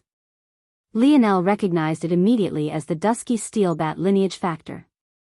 The last time Lionel faced the Three-Finger Cult, they had even sent someone with the Aurora Black Panda lineage factor. The fact that this seemed to be the best this squadron could muster, it was obvious that they had sent a far weaker lineup this time around. Even so, they were actually arrogant enough to provoke Lionel despite knowing his identity. It could only be said that they had overestimated themselves. Lionel's 3 arrows spiraled around one another, appearing before one of the flying experts as though he had already guessed exactly what would happen. Pung! Pung! Pung! The expert quickly protected himself with his steel wings. The dusky steel bat was well known for both its speed and the defense of its wings. Even so, Lionel's attack left 3 heavy dents in the enemy's wings, sending him flying into the distance. Before he could even react, a 4th arrow appeared before his forehead, shattering his skull to pieces. The last look in his eyes was nothing more than sheer moments. He couldn't believe he had died so easily. What he didn't know was that Lionel was impressed that any one of them had survived more than just a single arrow from him. The fact they could just went to show the sheer amount of talent was raising. Anyone who could survive more than a single strike from him while being in the 6th dimension had a right to be proud of themselves. These were Lionel's thoughts. Twang! Lionel's arrow suddenly exploded with speed in the air, catching the 2nd dusky steel bat lineage factor wielder off guard. Seeing how their companion died, she had thought that she would at least be able to block the first strike. But the sudden acceleration of Lionel's arrow caught her completely off guard. His head snapped back with a bloody hole. There was simply no chance as her head exploded before her body even hit the ground. Lionel had already knocked 4 more arrows. If one was following his pupils, before his enemies even faced a fatal strike, he had already looked away from them. The confidence in his archery was untouchable. With a bow in hand, he was invincible. Lionel released his arrows, but this time, his gaze narrowed. Even when it was just a mere 3 meters from his target, his expression didn't become any better. To anyone else, there was absolutely nothing there, but Lionel didn't seem happy at all. As expected, when the arrows entered a 2-meter, a figure appeared from seemingly nowhere, a delicate hand waving through the air. As though this beauty was plucking grapes from a vine, she snatched Lionel's arrows out of the air, caressing them in her fingers and cradling them to a stop. "They are no longer of any use, we will leave now," she said lightly. "I've gotten what we need." Her voice was beautiful beyond compare. As her white robes fluttered along with her veil, she looked like an absolute goddess, and her voice only made one want to protect her future. Battling her would be the furthest thing from anyone's mind. And yet, this wasn't something that Lionel was thinking about. Rather, despite the obstruction of the veil and the fact his visual senses wanted to tell him that he had never met this person before, his far sharper senses were telling him a different story. "Anya?" Lionel mumbled. "No, you aren't her." "A twin sister?" Lionel seemed to speak only for himself, but the ears of those here were too powerful given their dimensional levels.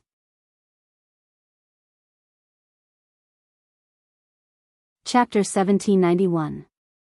Published at 19th of April 2023 10:46 and 29 seconds AM. Chapter 1791. If audio player doesn't work, press stop then play button again. 1791 Death. The woman seemed to look toward Lionel for the first time, but it was for no other reason than the mention of Anya.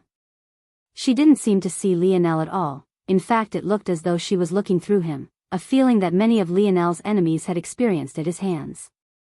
However, Lionel didn't seem to care very much. True confidence and arrogance stemmed from thinking little of what others thought of you. Those who would be enraged by such a thing clearly had something to overcompensate for. As far as Lionel saw it, this was only confirmation of his thoughts. Lionel's gaze shifted toward the ring on the woman's finger, his gaze flashing. His Biyao domain lineage factor activated and his vision seemed to implode with spatial force. This was the truest extent of the Biyao domain lineage factor, the capability to activate force from your sight. Since Lionel couldn't make use of the full lineage factor since he lacked the complete form, he could still accomplish this much. His vision pierced through the veil and entered the spatial device on the young woman's finger. In an instant, he saw everything within her private ring, ranging from her undergarments all the way to what he was truly looking for. An inconspicuous object was neatly tucked away in the corner. Although he had never seen it before, Lionel was absolutely certain that this was where the half of Silver Empire's inheritance was. Before he had gotten to it, this woman had made it there first. At first, the young woman was confused about what she was seeing. But after a moment, she seemed to have deduced what had happened. In one moment, she was stunned, and in the next, her placid glaze was marred by fury. She seemed to forget that there were people she was here to take away. Her aura alone caused the three that had managed to survive to erupt into a cloud of crimson. Lionel didn't react much to this at all. He assumed that she was angry because he had seen her personal property, but he simply didn't care. In fact, the more time she spent angry instead of using whatever method she had prepared to escape, the better. He obviously couldn't let her leave with the inheritance. As for seeing her undergarments, if he really wanted to, he could see her naked right this moment.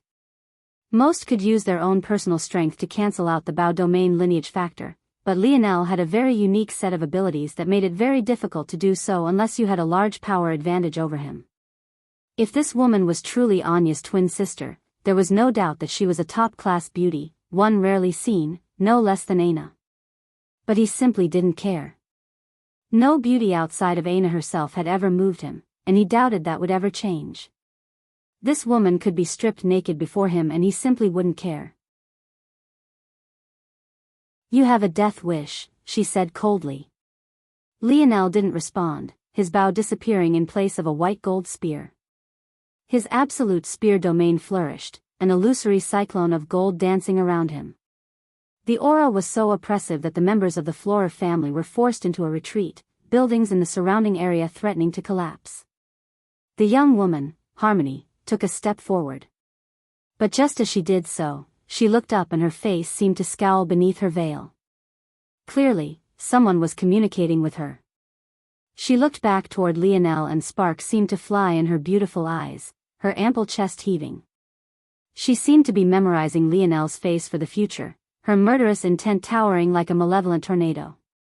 After a moment, she exhaled a breath and flipped her palm over to reveal a plaque which she immediately poured her force into. Strong spatial fluctuations emitted in all directions until she was enveloped with a swirling portal. She vanished. However, from start to finish, Lionel hadn't moved.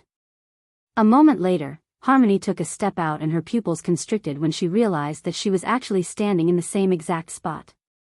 Her head turned back to find that Lionel was looking toward her indifferently. "Valiant seal," Lionel said lightly. At that moment, in the surroundings, 4 pillars rose out of the ground, causing the earth to crackle and quake. The pillars pulled themselves out of the ground, radiating with beautiful bronze and silver lights bloomed along his body. Harmony realized at that moment that the space was entirely sealed, and not by some treasure, but rather by Lionel himself.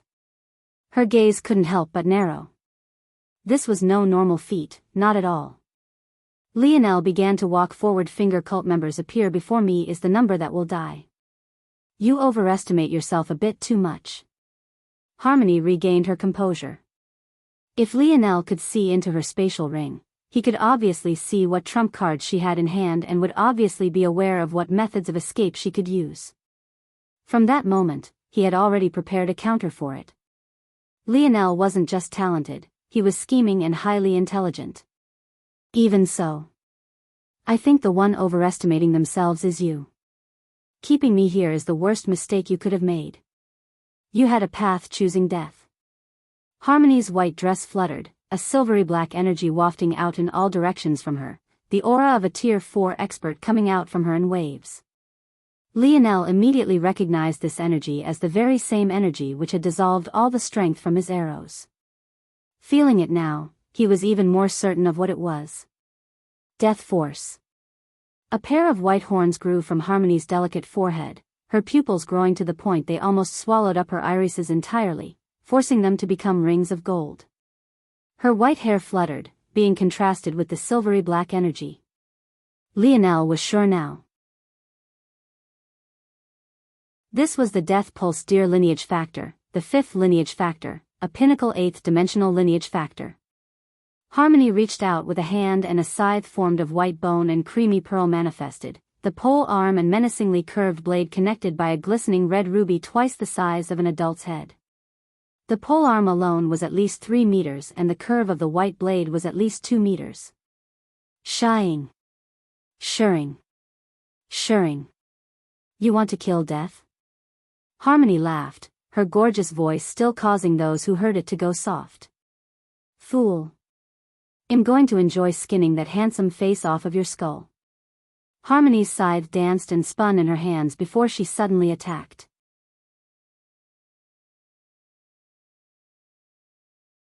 Chapter 1792. Published at 19th of April 2023 10:46 and 29 seconds AM. Chapter 1792. If audio player doesn't work, press stop then play button again. 1792 Seance. Lionel's gaze flashed, his spear piercing forward. Clang. The ground imploded, the buildings and the surroundings cracking apart. In that moment, it looked as though a perfect sphere had expanded in the center of the battlefield before vanishing, leaving nothing but a vast nothingness in its wake.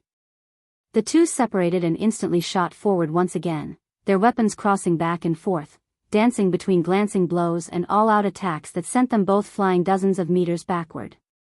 In just a few exchanges, it felt like the entire Flora family estate had been razed to the ground, their power far too strong for a sixth-dimensional world to handle with any sort of ease. Creeping up around him, eating at his own force.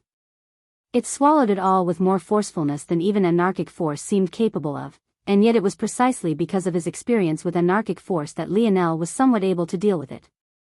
A pair of cold gazes met across a duo of crossing blades.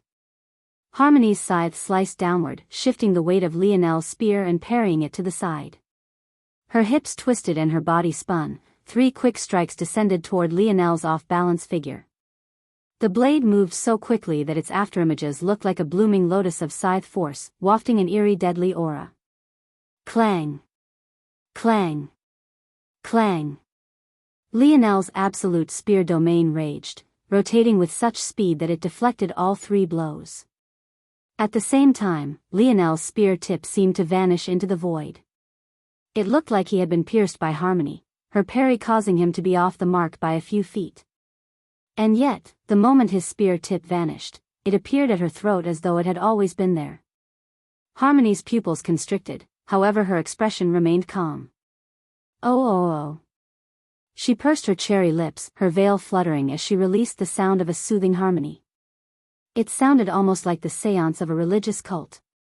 There didn't seem to be any force behind it at all. In fact, it was no different from the delicate hum of a young girl. And yet, Lionel's spear felt as though it had met an immovable object. A gentle pulsing light radiated out in all directions. When it met Lionel's absolute spear domain, it passed through it as though its substance at all. When it met Lionel's bronze aura, the outcome was the exact same. It crashed into Lionel's body, sending him flying backward. Despite the slow speed of the pulsing light, Lionel felt as though he had been hit by a speeding truck, his body flying out like an arrow out of a bow.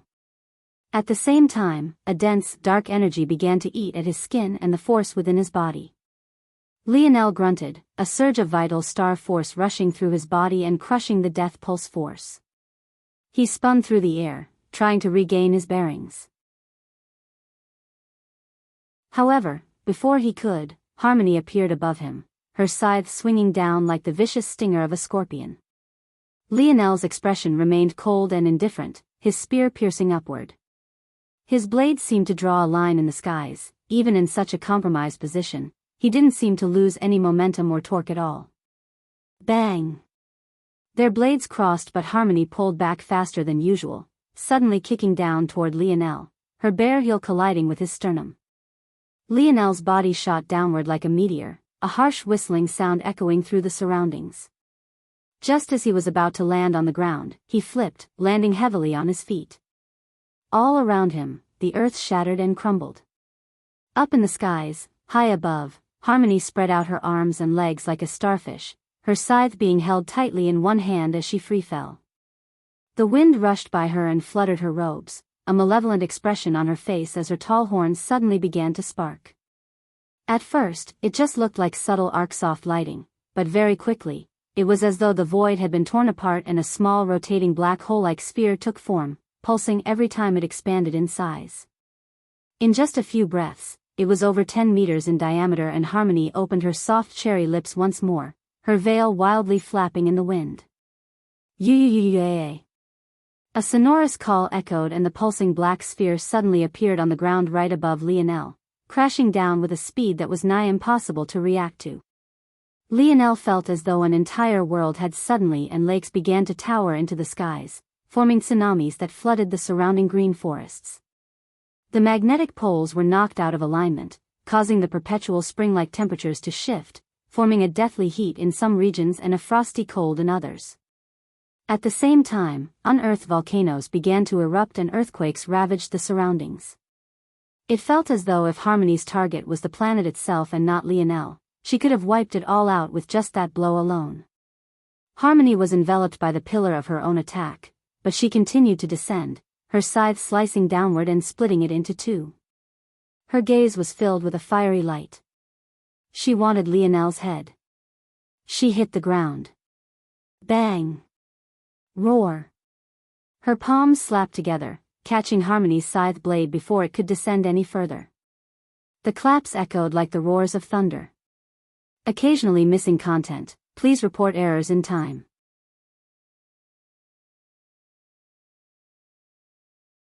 Chapter 1793.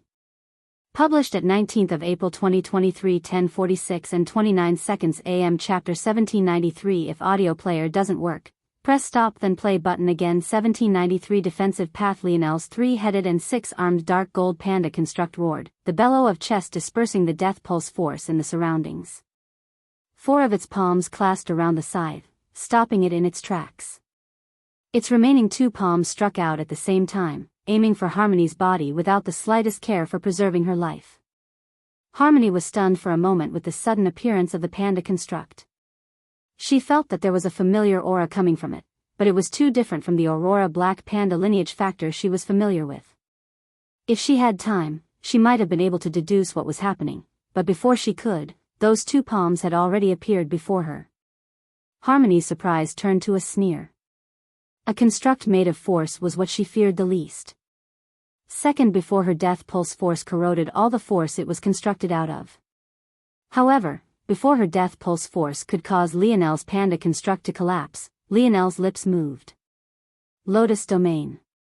Harmony's pupils constricted. The change was almost instant. The death pulse force she was so proud of became a force she couldn't even recognize, turning from a silvery black to a radiant white gold. The white gold force exuded a surging vitality and life force that completely countered her death-type force. Bang! The two palms landed on her body. With the size of the panda, each was 3 feet long alone, so it truly felt as though her entire body was suddenly being ravaged. The air was entirely knocked out of her body and she shot backward, leaving fiery streaks in the skies. What shocked Lionel, though, was that she managed to hold onto her scythe, flying backward with a tight hold on it. Even so, Lionel's starry light domain activated and he appeared above her flying body in a single instant, striking down with a rain of palms. She managed to block a few, but once again, Lionel's last two palms were her downfall. They grabbed her two legs with a great force as though he would rip her apart from the bottom up. However, Harmony's body was far too sturdy. So instead, Lionel's panda construct's torso torqued, swinging Harmony upward before throwing her down to the ground with a vicious momentum. Blood flew from Harmony's lips, her body curving into a U shape. Her body looked far too fragile to withstand such a beating. Lionel stood above, his lotus domain still suffocating Harmony's death pulse force as his emulation spatial forces urged to form his white gold spear. His absolute spear domain erupted with such a blinding light that the entirety of his panda's construct was swallowed up by the rotating gold cyclone. He pierced downward with all the momentum he could muster, space trembling and cracking beneath his might. Suddenly. Screech. A malevolent dark force rose into the skies. Lionel felt as though his spear construct had entered a quagmire it was unable to extricate itself from. His pupils constricted. Shadow Sovereign. Lionel had expected this to be a possibility. The concentration of Shadow Sovereign talents that the three-finger cult had were far too many, and he had a feeling that Harmony's use of it and her shadow world was on a completely different level. Harmony vanished from the ground in a swirl of darkness, appearing in the skies with 9 pulsing black holes hanging around her body.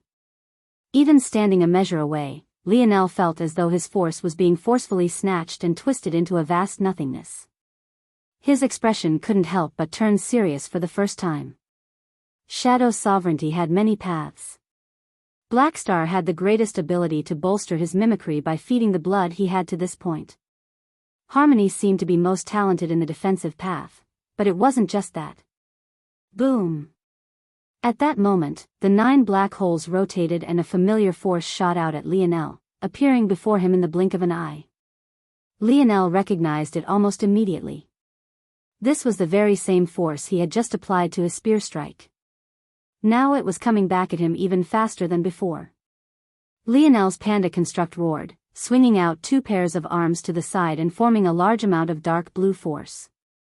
Lionel's gaze flashed and he completed a magic art, taking the formed void star force and forming them into a pair of shields. If members of Shield Cross Stars had been here, they would have felt that this shield looked eerily familiar. However, in comparison to theirs, Lionel's was hundreds of times more powerful.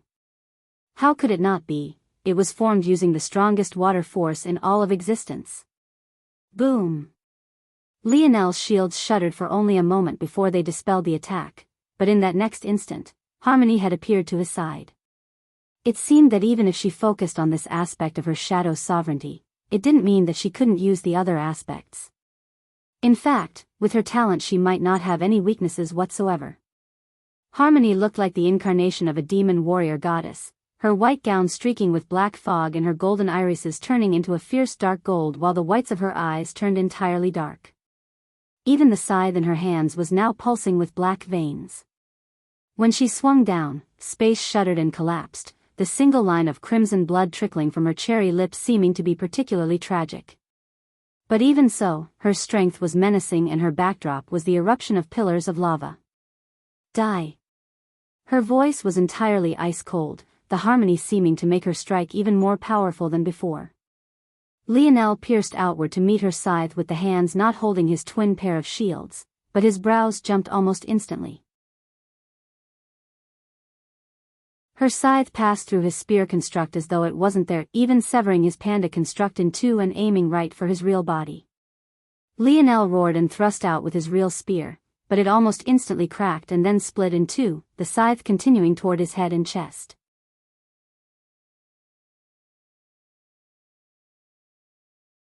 Chapter 1794. Published at 19th of April 2023 10:46 and 29 seconds AM. Chapter 1794. If audio player doesn't work, press stop then play button again. 1794. Radiance. Lionel's heart skipped a beat. He could vaguely feel the power of Harmony's strike, but the scariest part about it was the fact that much of it seemed to be hidden in a completely separate dimension. This was an incredibly profound strike, a singular strike that let Lionel know that Harmony's current weapon mastery was even beyond his own despite his own improvement. Somehow, she had layered her real self and her shadow, attacking at once in both the real world and the shadow world. As a result, her strike was twice as powerful as it should be. On top of that, her force manipulation had reached a realm where she could fuse her darkness force and her death pulse force. One worked in the void, swallowing everything, while the other worked in reality, crumbling all force it met. Together, they were too profound for Lionel's current Lotus domain to undo, and the result. Lionel shot backward, striking with his 5th and 6th palms at the air to gather up the momentum he needed to move. But even so, he was a step late. The scythe sliced through half of head and through his chest. Evans he continued to move backward. Harmony's gaze was malevolent as she watched Lionel shoot backward. That strike would have been enough to kill any other enemy. She stood in the skies like a deity, her white hair fluttering and wisps of fog dancing out from the edges of her eyes. Boom! Lionel crashed against the ground, a ghastly wound descended from his forehead down through his chest and even his heart. Harmony snorted and turned to leave, her anger still not quite satiated. But, she had already wasted enough time here, she needed to leave. However, before she could take a step, a surge of light force caused her head to snap back. Her eyes widened as Lionel stood to his feet, instant recovery, still rotating around him. As the radiant white gold force fell onto him, Lionel roared, a pulsing halo appearing above his head and a shining golden spear crown appearing at the center of his forehead. Lionel's halo began to descend down his body, reaching his feet and bouncing upward to slowly manifest the image of an armor that caused the air to tremble and quake. Bits and pieces of the armor opened and closed as though it was a living, breathing entity, plumes of force jetting out from its joints and causing space to vibrate. The armor looked as though it was formed of polished pearls, reflecting a milky whiteness in some regions and a delicate jade color in others. Where Lionel's mouth should be there were pulsing air vents. Every time he took a breath, cyclones of wind would form in all directions, causing the runes on the armor to light up as they flooded his body with the vitality it needed. Lionel held his broken spear in his hands. After a moment, he flipped them into the air, allowing them to vanish into thin air, only to be replaced by a solid black rod. The force in the surroundings shook. It felt as though every breath Lionel took, a strong tide would surge toward him as though all the force in the world was in complete harmony with him. Lionel spread his arms wide, a tsunami of force rushing toward him and lifting him into the air as the vents on his armor continued to open and close, their countless moving parts making it look like a true symbiotic existence. Boom! The skies cracked as 3 shimmering blue stars appeared to Lionel's back. With every rotation, an additional flood of vital star force would fill Lionel's armor, causing the runes to glow with a more permanent light and the pale jade to turn into a roval blue. Lionel took a step forward and he vanished. When he appeared again, his black rod was already piercing forward. The black fog that perpetually hung around it quaked to life, rotating fiercely and forming a drill bit that sliced space itself apart. Harmony reacted quickly, swinging her scythe to meet Lionel's spear, but the strength of Lionel's strike caught her completely off guard. For a moment, she thought she was facing someone entirely different, someone with the strength of a descending mountain. Her body was sent flying. It felt as though their blades had just crossed, but in the single blink of an eye she had already been buried in the earth below. Her eyes widened with shock. The drill on the tip of Lionel's black rod dispersed before accumulating again. A menacing blade formed before it grew explosively in size. In just a breath it had already grown to over 1/2 kilometer long, towering into the skies. It would have completely dwarfed Lionel's figure if not for how bright the blue stars to his back were. Lionel roared, his spear force surging to coat the enormous blade as he swung downward. There was simply nowhere to dodge. Screech! Harmony's lips part and she released another devastating banshee-like scream. This time, it left tears in space itself, the rippling lines of sound barrier shattering, leaving glass-like shards of space sprinkling out in all directions. The ground around her shattered and the planet seemed to be on its last legs. Harmony was swallowed up by the enormous blade, being forced to tunnel through the earth out of no will of her own. Blood flowed from her lips, but the coldness in her gaze only grew. With a flash, she vanished, thinking to take Lionel off guard.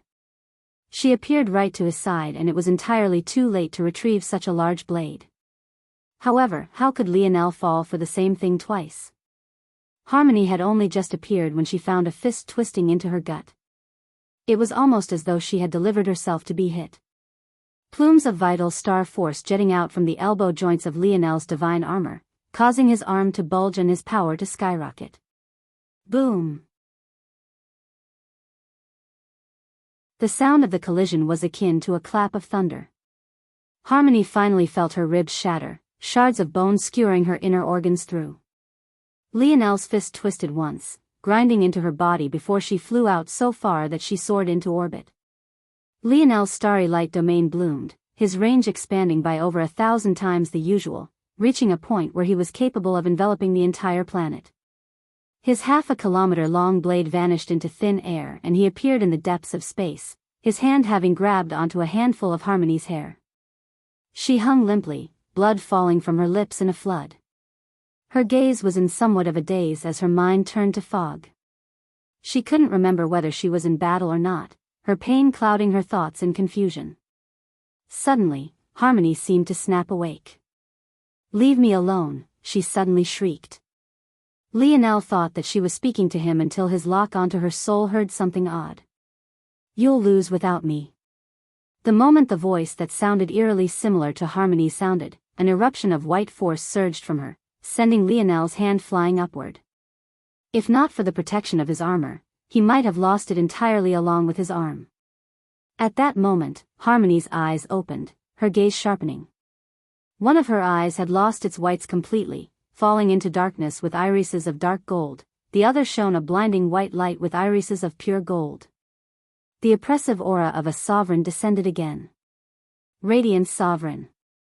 Within his helmet, Lionel's brows jumped.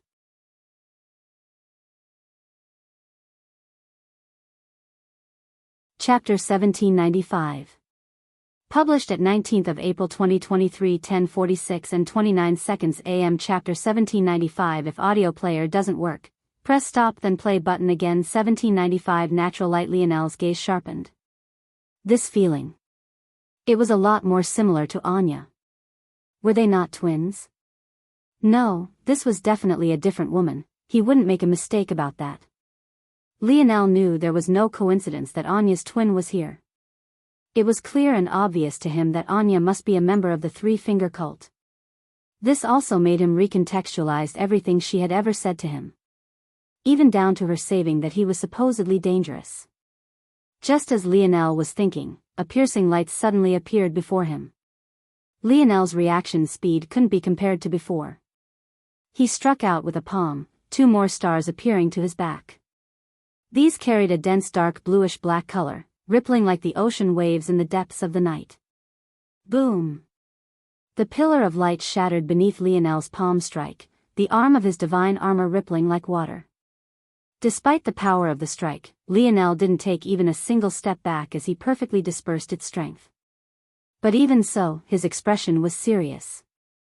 That casual attack was on the same level as that profound scythe strike from earlier, and yet she had done it without much effort. Lionel suddenly understood at that moment that if Harmony had the other half of the Northern Star lineage factor, her power would be absolutely unprecedented. A shadow and radiant sovereign in the same body. She was a monster. There were no shadows without the light. Light couldn't be bright without the darkness of night. When the two came together, they amplified and fed off one another. Even if Harmony used no other abilities, her strength had increased by over 10 times with absolute ease. Harmony's chest expanded and she suddenly unleashed a mighty cry.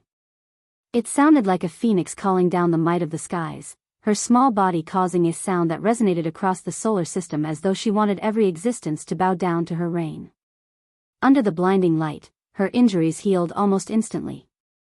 The sound of her cry made Lionel's body rattle within his divine armor. If not for the very well have just experienced his heart rupture. Clang! A white chain suddenly manifested from the black hole surrounding Harmony. It was so fast that Lionel could react in time. He barely managed to put a hand up and block with his forearm, flooding his armor with void star force and wanting to repel it. However, the chain coiled around his arm as though his void star force wasn't there, restraining and forcing it down. Lionel felt a strong force pull him toward Harmony.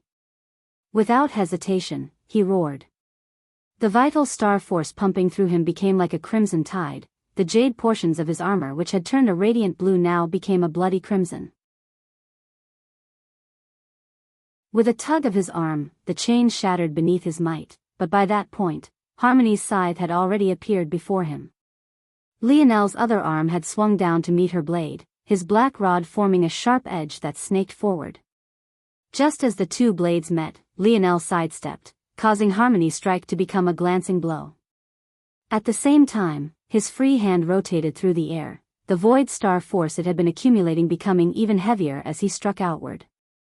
Harmony removed a hand from her scythe, countering with her own palm. Boom!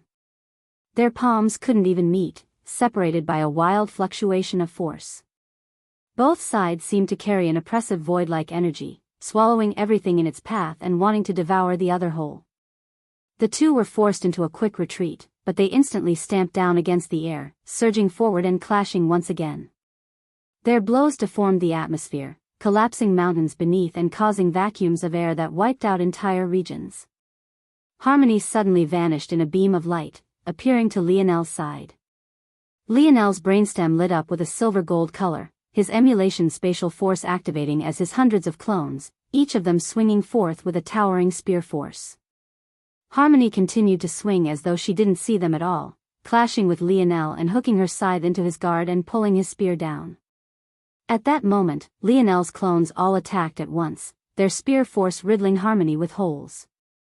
However, each and every hole fluttered with a black fog as though Harmony wasn't a corporeal existence anymore.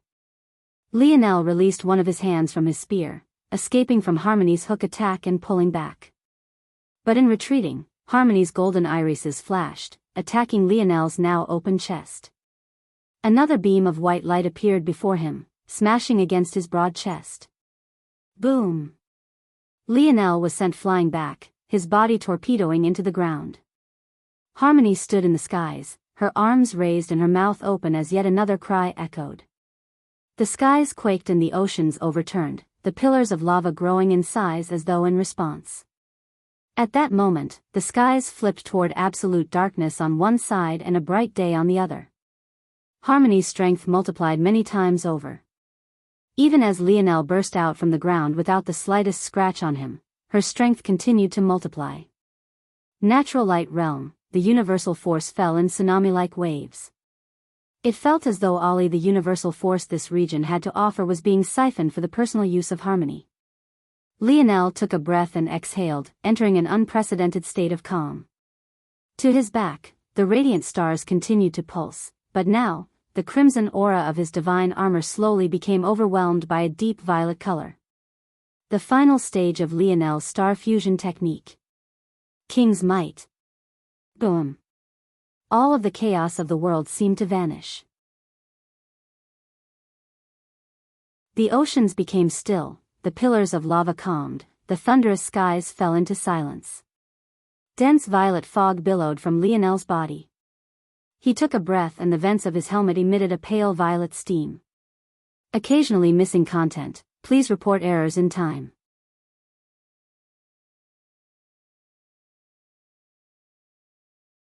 Chapter 1796. Published at 19th of April 2023 10:46 and 30 seconds AM. Chapter 1796. If audio player doesn't work, press stop then play button again. 1796 Voice, disperse. At that moment, the split skies vanished. The endless darkness of one side and the bright day of the other disappeared under a single word. Lionel took a step and appeared before Harmony.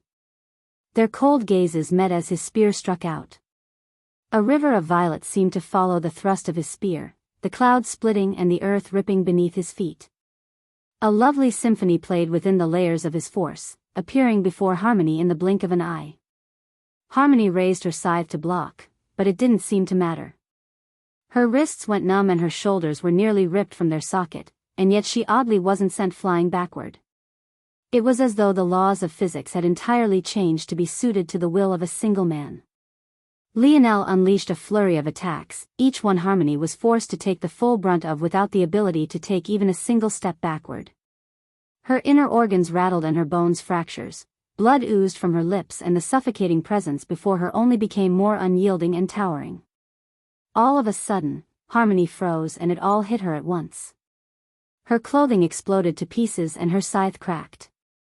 It felt like until now, she had just been facing the build-up of momentum before it was all unleashed at the same time, ripping her nearly to shreds. Boom!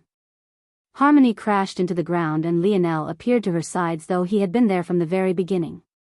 The wind seemed to be entirely still around him, the only sound coming from the breathing of his armor, billowing violet fog reminiscent of a descending nebula filling his surroundings. Lionel reached down and pinched Harmony's finger, pulling the ring out of it. He looked toward the ring before looking toward her indifferently. The last time Lionel had used star fusion, King's Might, it was in his battle against Miguel. But the him of now and the him of back then couldn't even be placed within the same sentence, he might as well have been an entirely different person. Not to mention the fact his vital star force was purer and more powerful, being supplemented directly by his stars having entered the heavenly body realm, and his comprehension of King's might was on an entirely different level. Star fusion already allowed him to break the limits of his body by filling it with a body-type life force specifically known for its vitality. Anyone with a high affinity for vital star force would be a naturally strong person. If one was born with such an innate node, they would definitely have something akin to inborn divine strength. Lionel didn't have such a thing, but what he did have was arguably even better than that. Setting aside his stars, his divine armor was on a completely different level. It had a symbiotic relationship with him, no different from an innate node, and its affinity with life force, water force, and related forces was entirely off the charts. Any vital star force it absorbed without having 100-fold the effect it would have on just his body alone. But what was even more devastating for Harmony was that this wasn't even his strongest divine armor. Of his three, this one was the weakest. If this one had 100-fold effect, the second had 1,000-fold effect, and the final one had a 10,000-fold effect. What was of most importance here, though, was what would happen with King's might applied to this. Emperor's edict allowed Lionel to bend reality to his will. When King's might and vital star force were fused, Lionel's innate ability to break the laws of reality were applied directly to his body. This would allow him to do something like delay the true strength of his strikes by just enough that they would fuse together and be unleashed at once, seemingly one-shotting a genius on Harmony's level. Star fusion is too excellent of a technique. I need to study Camelot's magic system more to see if I can create a night technique that is suited to void star force as well. If I can do that, the power of my divine armor will multiply several times beyond what it is now. It wasn't that Lionel hadn't thought of this before, it was just that it was very troublesome. When Lionel created star fusion, he was in a region where no other force but vital star force existed. On top of that, he had months of time where he was constantly thinking of ways to improve his strength using this force. Lionel didn't have an equivalent region comparable to the dimensional cleanse trial world for void star force, so he couldn't guarantee such a thing. He would simply have to set this aside for now and wait for an opportunity. Either way, he had proved that this path of his divine armor was the right path. It had never felt so powerful before, but now it was well and truly like a divine armor. Lionel wondered what he should do with Harmony. He could kill her and use her soul to extract the information he needed. She should have an incredibly high standing in the Three-Finger Cult given everything. There was also the option of leaving her alive, as she could potentially be more useful as a slave if he branded her like she did the others of the Etching Metal organization. If she was a soul, she would only last 24 hours. But if she was alive, he could make use of her indefinitely, though she would also be a ticking time bomb. Lionel was pretty confident in defeating her. As things went, he hadn't used anywhere near all of his strength, though it had been a tough battle. But even so, having a potential backstabber waiting for him to slip up in the shadows wasn't exactly heartwarming either. Just as Lionel was about to make a choice, the spatial ring in his hands vibrated and his eyes narrowed. He took out what looked like a communication device and poured his force into it. He smirked inwardly, wondering what would come out of the other side. But surprisingly enough, it was a familiar voice. "Hello, Lionel. Occasionally missing content, please report errors in time."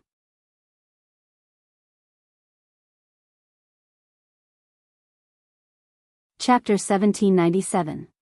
Published at 19th of April 2023, 10:46 and 30 seconds AM. Chapter 1797. If audio player doesn't work, press stop then play button again. 1797. Breathe life, Anya, Lionel said lightly. An airy laughter came from the other side. She seemed genuinely happy that Lionel had remembered her despite the coldness in his voice. As for that part, she didn't seem to have noticed it at all, or maybe she had ignored it on purpose. "I'm happy that you remember me, but you seem to have gone back to your old habits. Didn't we already have a conversation about your coldness? I thought you had changed for the better.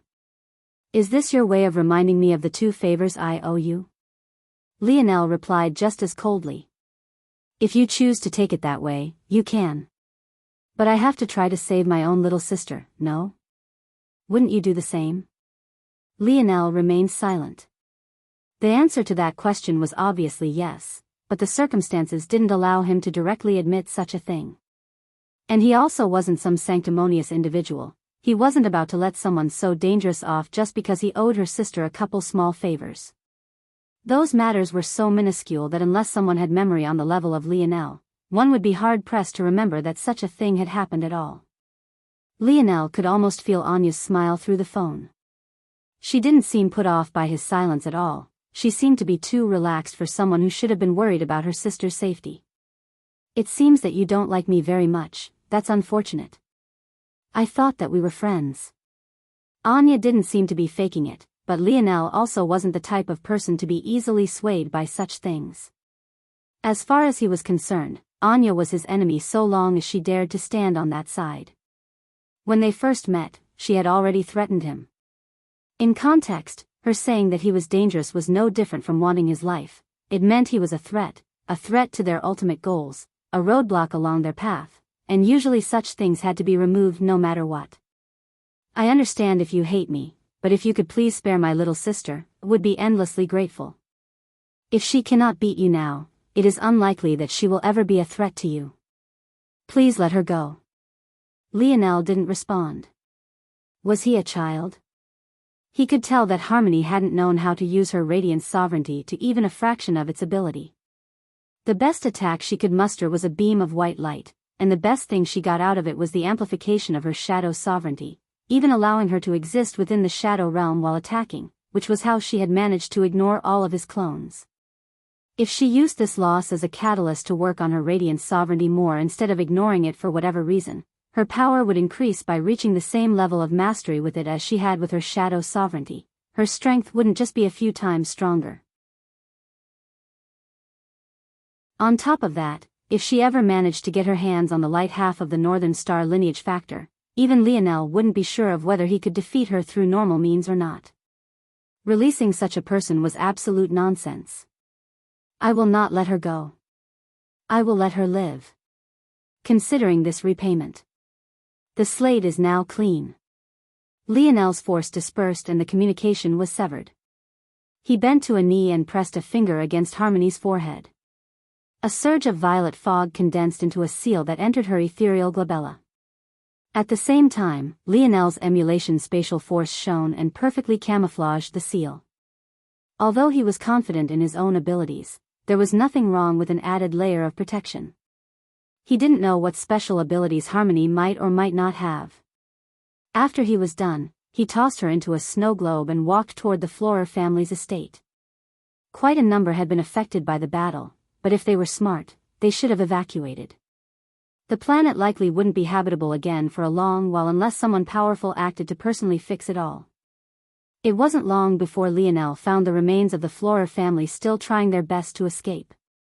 Although they had warships, having used some of them to attack Earth, the logistics of such a quick evacuation was complex and there would always be fools unwilling to leave behind their valuable possessions, only to end up bringing along too much. When the remains of the Florer family saw Lionel, their hearts shuddered, and they seemed to only become more afraid after he allowed his armor to fade into his body. For some reason, his real face was even scarier.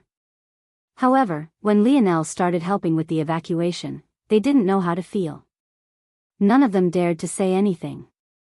This was a man who could destroy their home with just the residual strikes of his battle. If he really wanted to destroy them, it would be as easy as flipping over a palm. With Lionel's existence, none dared to make a fuss anymore, many even directly leaving their belongings by the roadside to scurry into the warship. It was as though they all had a tacit agreement not to waste Lionel's time. Not long later, Lionel sat in a room across from the three head elders of the Florer family. They all had their heads down, not daring to meet his gaze. None even brought up compensation for the destruction of their planet. Lionel had met those people head-on, and presumably since he returned, he had dispatched them. How could they dare to go against him now? You're half of the inheritance, explain it to me. What abilities does it give you? This. The three head elders smiled bitterly. It seemed that Lionel meant they had no chance at keeping their inheritance. They had let their ancestors down. We can. Breathe life into our affinities. Explain, Lionel said. Elder Sherry hesitated before she shook her head. In my youth, I liked cherries, so I chose to assimilate with a cherry tree. It was just an ordinary cherry tree when I first got a hold of it, but I was able to change its destiny with my choice. It went from a fourth-dimensional tree to now having sixth-dimensional strength after it reached maturity. Lionel frowned. Was he wrong? Had he been incorrect about the correlation between this inheritance and the Morales family? Or was he missing something here? And why were they having such a hard time explaining what their own lineage factor could do?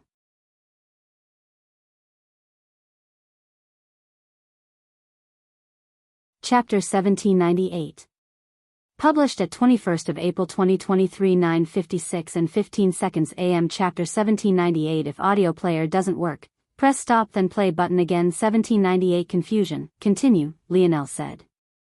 It was rare for him to not understand something, but from what he could tell, the confusion wasn't coming from himself, but rather the Flora family's inability to explain their own lineage factor.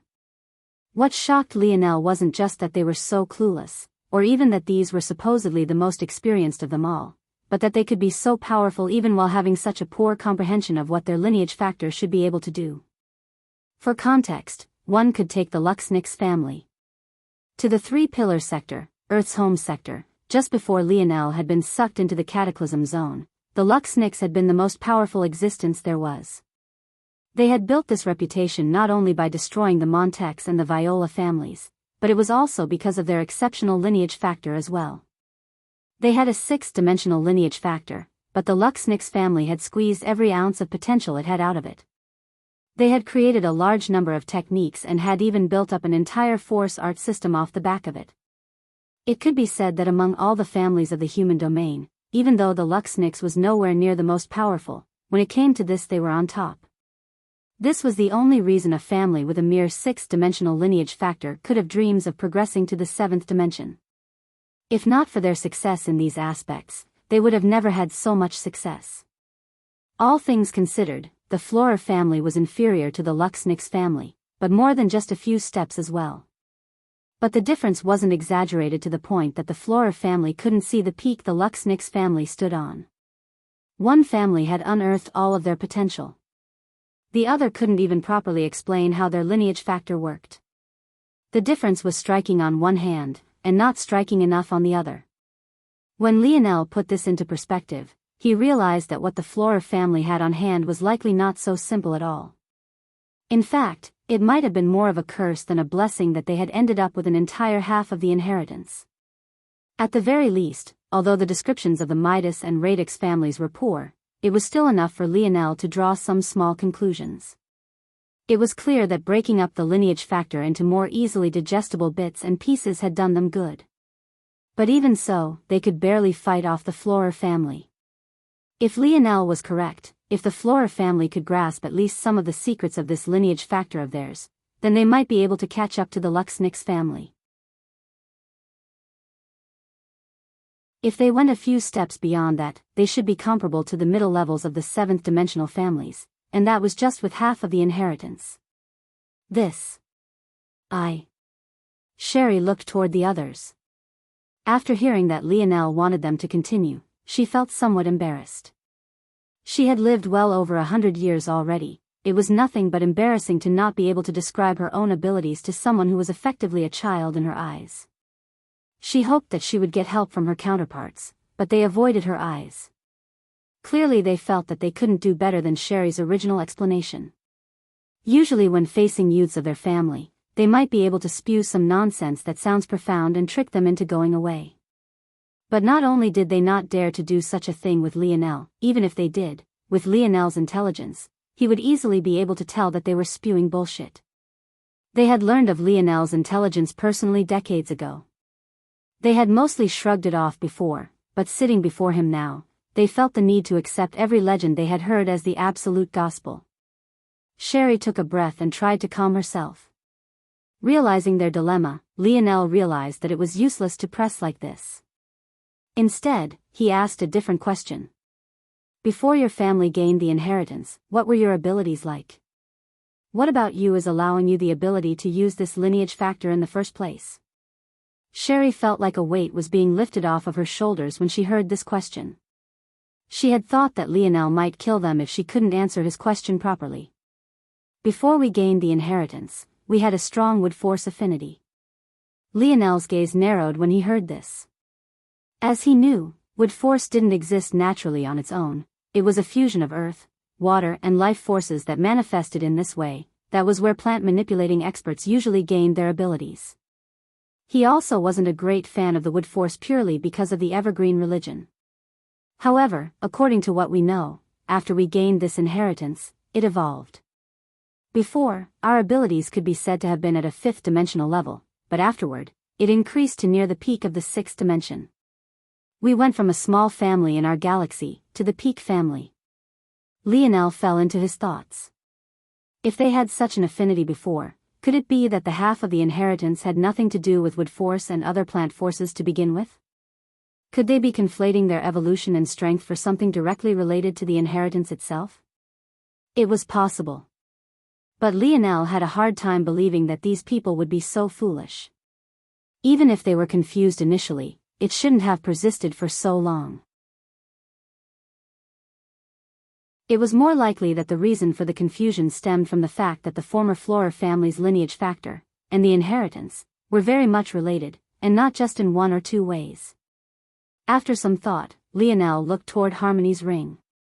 The main inheritance was in there.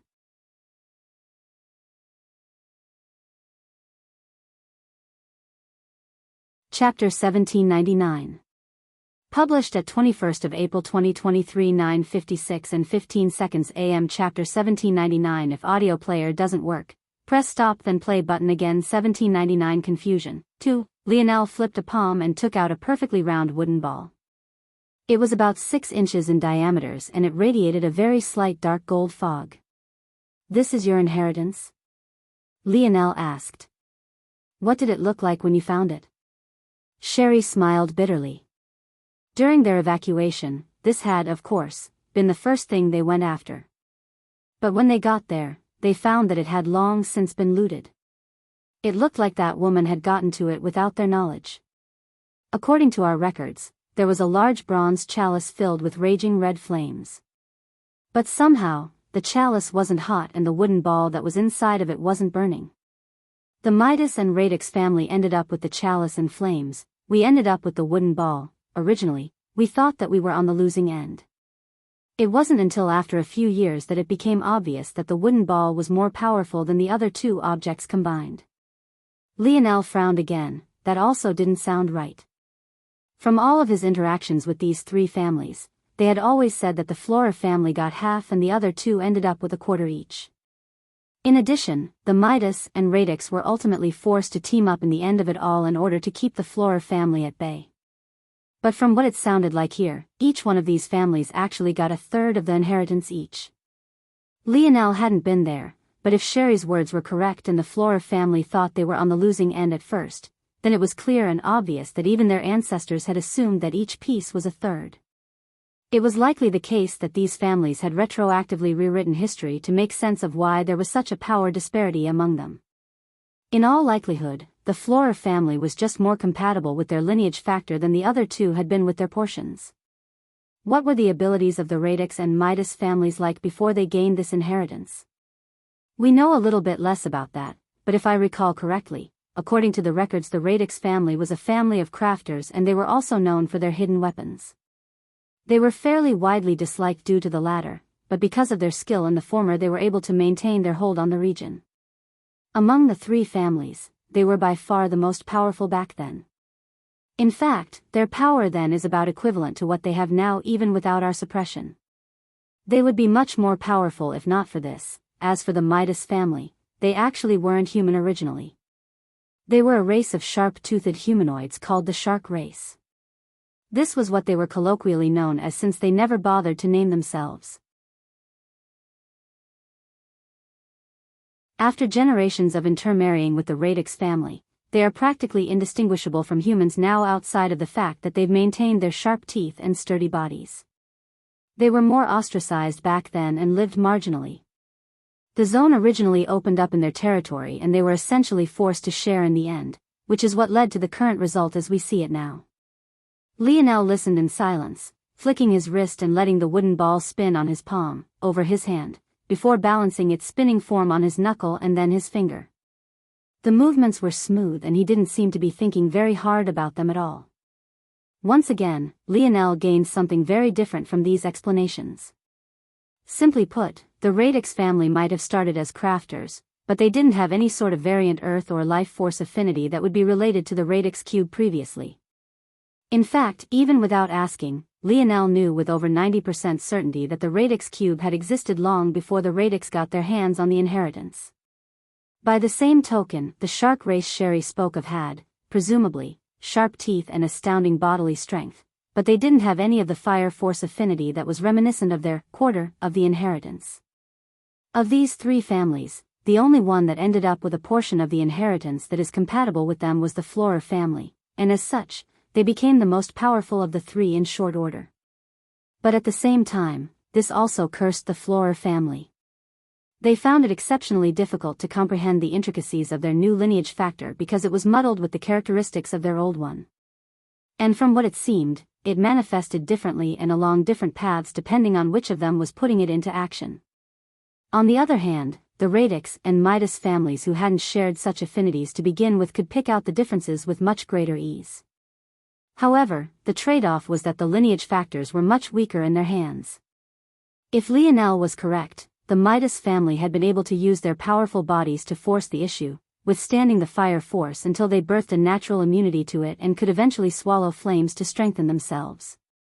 If not for this, they would have died long before reaching that step. On the other hand, the Radix family was the most clever of the three. Likely knowing they didn't have affinity themselves, they used their Radix cubes as a proxy and fused it with themselves. After succeeding, they too were barely able to use their newfound lineage factor. This all fit together nicely, but Lionel had another question, this one may be even more important than the others. How did this wooden ball, that chalice, and those flames give a group of people a lineage factor?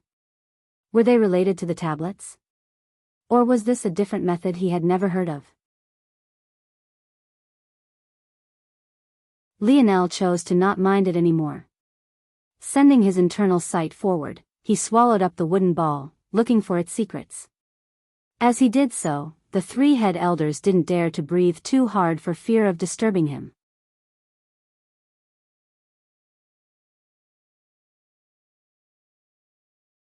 Chapter 1800. Published at 21st of April 2023 9:56 and 15 seconds AM. Chapter 1800. If audio player doesn't work, press stop then play button again. 1800 Heart valve. Lionel almost immediately felt a strong rush of life force. After he had rebuilt his metal body, his own life force affinity was exceptionally high, and that was especially so for body-related life forces. Right now, it could be said that his life force affinity was sixth-dimensional. It should have been nearer the beginning since his metal body was still at Tier 1, but because he had only used pure force crystals, it was no less effective than a peak sixth-dimensional affinity. The current Lionel was far better in this regard than the formerly fifth-dimensional Flora family. Theoretically, his compatibility with this lineage factor should be even higher. Truthfully, Lionel wasn't all too eager to gain another lineage factor, it would only mean more comprehending he had to do. He had barely brought out a decent amount of potential from the talent he already had, so he didn't want to add more to his plate, at least not normally. However, his instincts kept telling him that these lineage factors were somehow related to this metal synergy lineage factor. And, even if it didn't, it might give him some insights that would only help his metal synergy lineage factor in the future. Either way, there was a secret here to be dug up and he wanted to do so personally. A rush spread through Lionel's body and he felt a pop in his instantly, his consciousness was seemingly teleported to a new place. When his vision cleared, he found him standing within a forest of golden trees. Lionel reached out and knocked on a tree to his side with a knuckle. His eyes couldn't help but narrow when it came back with a clear metallic ding. He looked up, but to his shock, there was no sky. But when he looked down, there was no earth either. It was an odd feeling. At first, he could have sworn that he was standing in the middle of a lush forest, but in an instant, that illusion was stripped away and he found himself in what could only be described as an incomplete world. Lionel pulled his consciousness back, a deep frown on his face. He could feel that something had already taken root in his body, but it was incredibly faint. It would stand incomplete until the wooden ball was fused with the chalice and flames once again. Until then, it would remain a vast empty darkness which just so happened to have golden trees standing within it in the middle of nowhere. Lionel activated his starry spirit domain and scanned his body, checking for the changes. Unlike others, he had precise replicas of his own body even down to the individual cell, and even further down to the bacteria that called his body home. With this, he could take note of even the most minor of changes. Depending on the lineage factor, it could take root in different places. The bloodstream, the brain, some even created entirely new organs. This lineage factor seemed to take the third choice, somewhat. Lionel noticed almost immediately that there was a new set of valves in his heart. Lionel was taken off guard by this change. This wasn't because of the change itself, but rather because he hadn't even felt the change happened. He had been almost 100% certain that the change would have been more subtle than most could perceive. He involuntarily took a breath in his shock. But in response, something even more shocking happened. His heart suddenly beat so hard and fierce that it echoed in his own ears, the strong batum threatening to deafen him. His blood rushed through his body even faster than before and a cycle of waste was almost instantly purged by Lionel's kidneys. Lionel's lip twitched. What was this? The Florer family didn't mention this change, could they just have not noticed? Lionel turned his dream world toward Sherry and the others, scanning them all. They didn't even notice the clear invasion in their privacy, still sitting nervously as though waiting for Lionel to execute them. When Lionel gained back a 3D projection of their inner organs, his gaze flickered. The vitality of this family was off the charts. Let alone an extra pair of heart valves, their hearts were all double the size they should be, with far thicker walls as well. However, they had adapted to it far better than Lionel had. Their hearts were so powerful that they only beat once or twice a minute. Even Lionel, despite his fitness, experienced anywhere between 10 to 20 beats a minute at rest. But what was even more important to point out was that they were nervous. They were sitting on pins and needles, they were sweating and their heart rates should have been off the charts. And yet even so, 1 or 2 beats per minute was the peak. If they were truly relaxed, would they experience maybe 1 or 2 beats per 3 minutes? 4? Maybe even 5? This didn't seem to have a profound effect on their overall strength, but just in terms of sheer vitality, they were absolutely insane. Lionel couldn't help but think, was this something one could miss? It was possible. The change was so subtle that even Lionel hadn't noticed. But the problem was that over all these years, no one in their family had realized the oddity. Lionel shook his head. I'm still looking at things through the lens of an earthling. There are countless humans in the human domain, a single galaxy has trillions upon trillions, let alone a sector.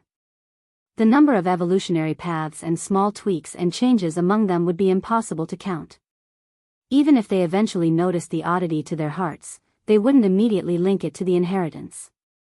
Lionel turned his attention toward the 3D replicas of the 3 head elders and he slowly began to build a picture of what happened. In the end, it all came together. From the very beginning, their lineage factor was related to their hearts, that was where their vitality came from. Just like Aina, they have a blood force affinity, but they can't extend theirs out of their bodies and it was very weak before they received this lineage factor. After this lineage factor, though, their vitality skyrocketed and the strength of their hearts multiplied, making their blood force even more potent. Their act of assimilating plant species with themselves and growing it out of their bodies is actually just an act of them sharing the vitality of their blood force with these plants. It had nothing to do with wood force. No, more accurately, the stage to which the Florer family had awakened it had little to do with wood force. As for what's beyond.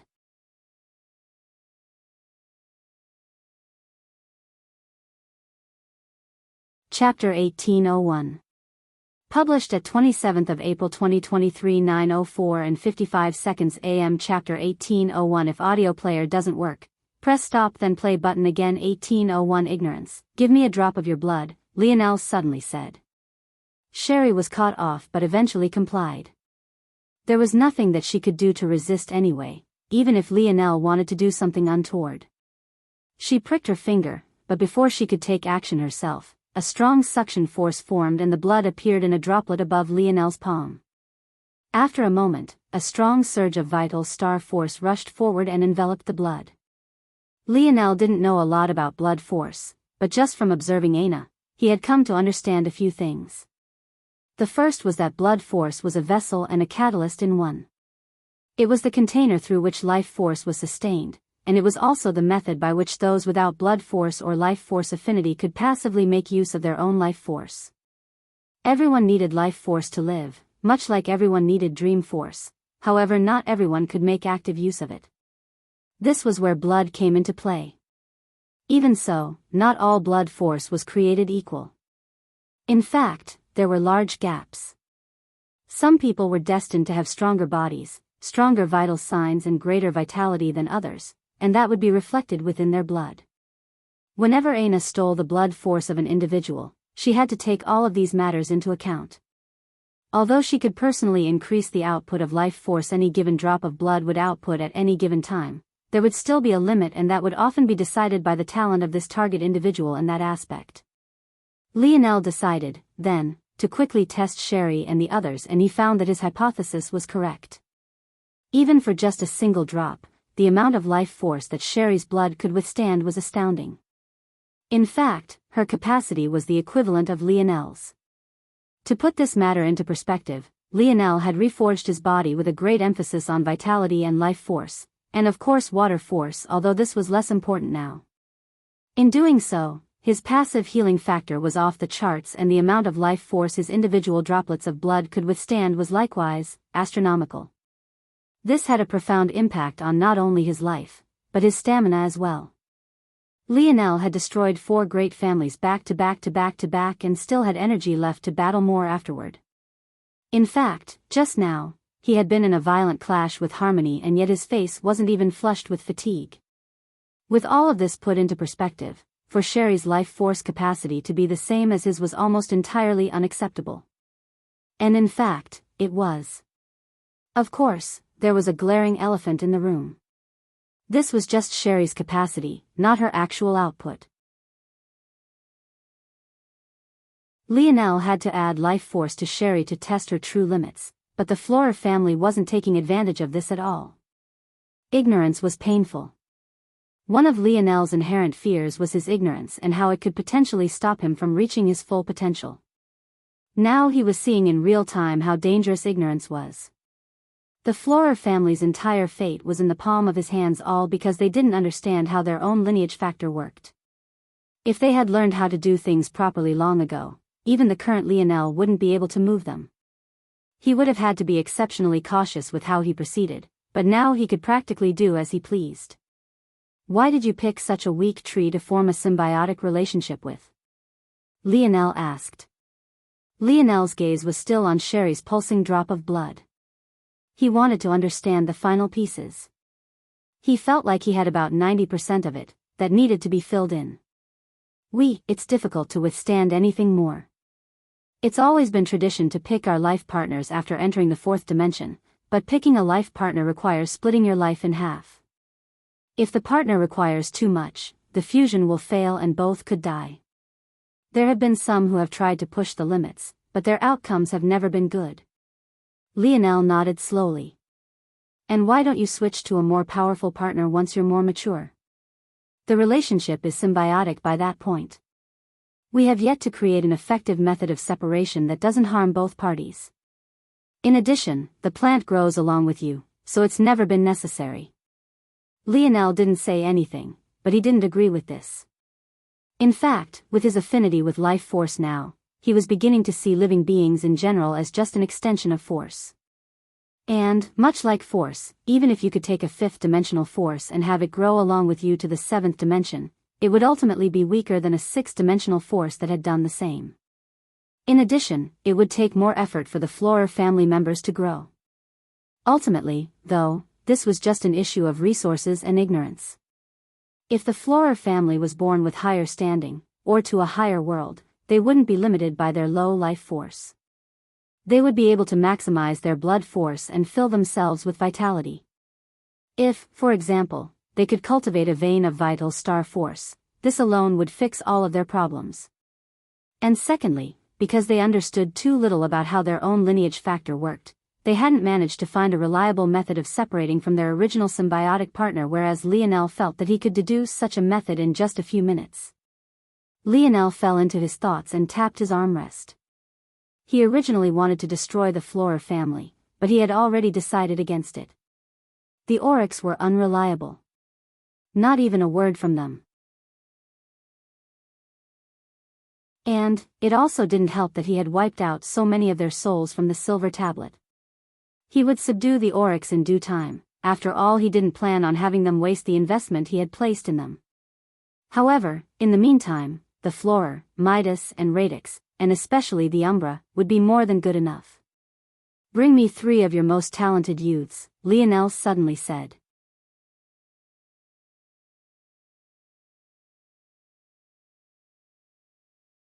Chapter 1802. Published at 27th of April 2023, 9:04 and 55 seconds AM. Chapter 1802. If audio player doesn't work, press stop then play button again. 1802 Gray. It wasn't long before 3 youths were brought before Lionel. 2 of them were even older than Lionel himself, but one of them only looked to be about 14 or 15 years old, a cute little girl with bob-cut hair. All 3 were women. It seemed that in the Flora family, this was simply the trend. The women tended to be far fiercer than the men. In fact, Belize, their former matriarch that Lionel had killed, was also a woman. Before her death, she had been the hope of the Flora family to unearth more of their secrets, as her genius had been the underpinning of many discoveries in her lifetime. Unfortunately, she died at Lionel's hands far too soon. Seeing the nervous girl, Lionel smiled lightly. It was too difficult to maintain an air of coldness around a young girl, especially when she looked like she was suffocating. Lionel had never had any younger siblings, but he still had this sort of instinct. "What's your name?" "My name is Gray," she said softly. "And you too?" Lionel asked the 2 older young women. "Rosna, Jean," the 2 replied at almost the same time. "I see," Lionel nodded. "I didn't call you here today for anything nefarious. This should actually be of great help to you. First, tell me what you chose as your partners." The girls blinked for a moment, but complex. Rosna had chosen a breed of white roses known for its sharp and poisonous thorns. It was said that when it was dyed red with blood, it would be at its most dangerous, even giving off a thick fog that could corrode a 4th-dimensional existence to a soppy green liquid in an instant. Jean had chosen a pink lily that was likewise poisonous. However, it had the ability to release a bell-like sound that hypnotized its target, luring into range to be poisoned. It was a long-acting poison that relied on its target being in a trance for a long time. The most interesting of them was Gray, who chose a very odd white-barked tree known for nothing other than its color. There wasn't anything special about this tree, but because Gray had a very weak body, it was the only thing that she could pair with in her youth. After she grew, Gray had overcome this weakness of her body, but she was still stuck with the very same tree. However, instead of giving up, she found methods to mutate and evolve this tree of hers. She was self-pioneering a very new branch of Flora family techniques which required picking a blank slate partner which had a myriad of evolution options. The downside was that this target would be exceptionally weak in the beginning, but it would have an infinite potential for growth in the future, theoretically. In practice, though, Lionel could already see that Gray's white-barked tree had reached its limit. The fundamental nature of the tree was simply too weak. Likely in a few years, once Gray's method failed, she would be cast out as a genius and replaced by others. Of course, Gray had no idea about this. She was still somewhat in her shell because of the poor treatment she had faced in her youth after only partnering with an ordinary tree.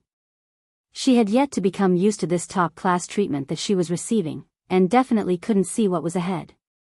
Now she wouldn't have to worry about such an outcome. Alright, the three of you listen to me very carefully and execute what I say to the letter. First, enter a meditative state and send your internal sights to your hearts. The three girls crossed their legs and sat on the ground, not daring to disobey. Just forming their nodes at the third dimension required this ability, so they didn't find it very difficult to do at all. Regulate your breathing. Good. Now, dig deep. You should be able to see a valve connected to the bottom of your heart separate from the others. These are your extra valves. Follow that valve through your heart and spot where it connects to your central nervous system and to your ethereal glabellas.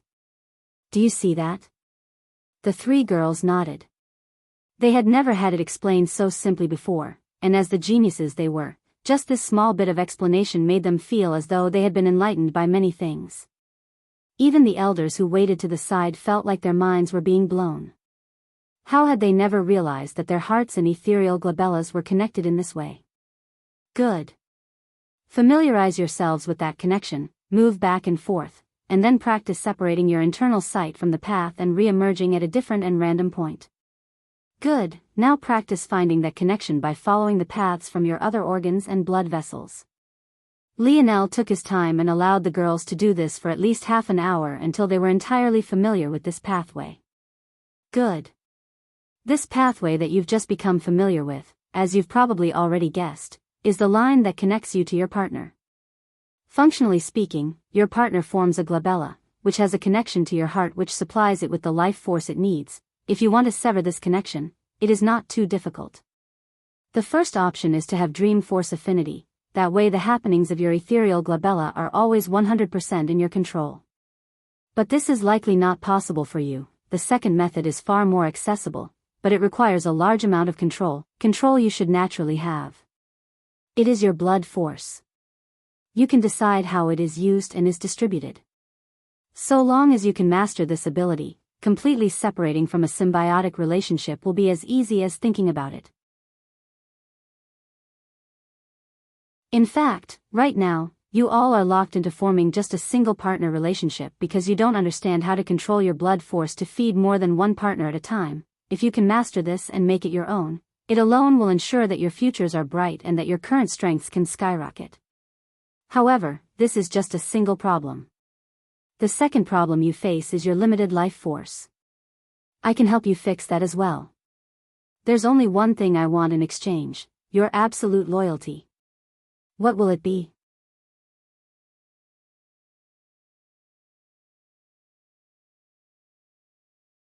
Chapter 1803. Published at 27th of April 2023 9:04 and 55 seconds AM. Chapter 1803. If audio player doesn't work, press stop then play button again. 1803. Really? Yes. The words almost spilled out of Sherry's mouth. She didn't even bother to look toward her fellow head elders.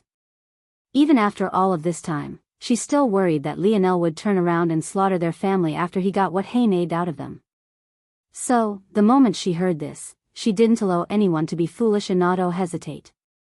Seward and Roselia looked towards Sherry with surprise, but at this point, they didn't dare to detract even if they had such a thought. If they did, the result would be even worse than outright rejection. Lionel swept a gaze through the head elders and then to Sherry and back. And then, he suddenly smiled. There didn't seem to be anything special about the smile, but for some reason it made them feel ice cold. If Lionel had said some stern words just now, maybe they could have handled it well enough. But seeing that smile, that casual confidence, any sign of resistance, they had crumbled to ash. Lionel didn't bother with the old ones anymore, and he pulled out a radiant blue force pill. Anyone with the knowledge would be able to tell that this was a refined demon almost instantly. Back then, Lionel's stomach had almost exploded just eating one, and yet now, he handed such a thing to a 14-year-old little girl without much hesitation. Swallow it, Lionel suddenly said. Gray blinked but nodded obediently in the end. Her eyes reflected an extremely dull blue that truly did look gray in most lighting. It was a rare color that made her look like an exotic little doll. Seeing her, Lionel couldn't help but think of another little girl, Nana. By now, Nana was probably a grown woman, if she didn't die in his massacre, that is. Lionel could neither confirm nor deny if she did. Back then, he was too infuriated to care and directly destroyed the planet the Aderna family had called home. Even if Nana had died, though, Lionel didn't believe that Hugh would feel guilty. If she was present, that meant that she too had participated in the war against Earth. The little girl he had known back then was gone, so one way or another, it didn't matter. Gray opened her small mouth and swallowed the pill whole. Boom! Almost instantly, a wild wave of force shot out in all directions and a slight hint of pain colored Gray's adorable features.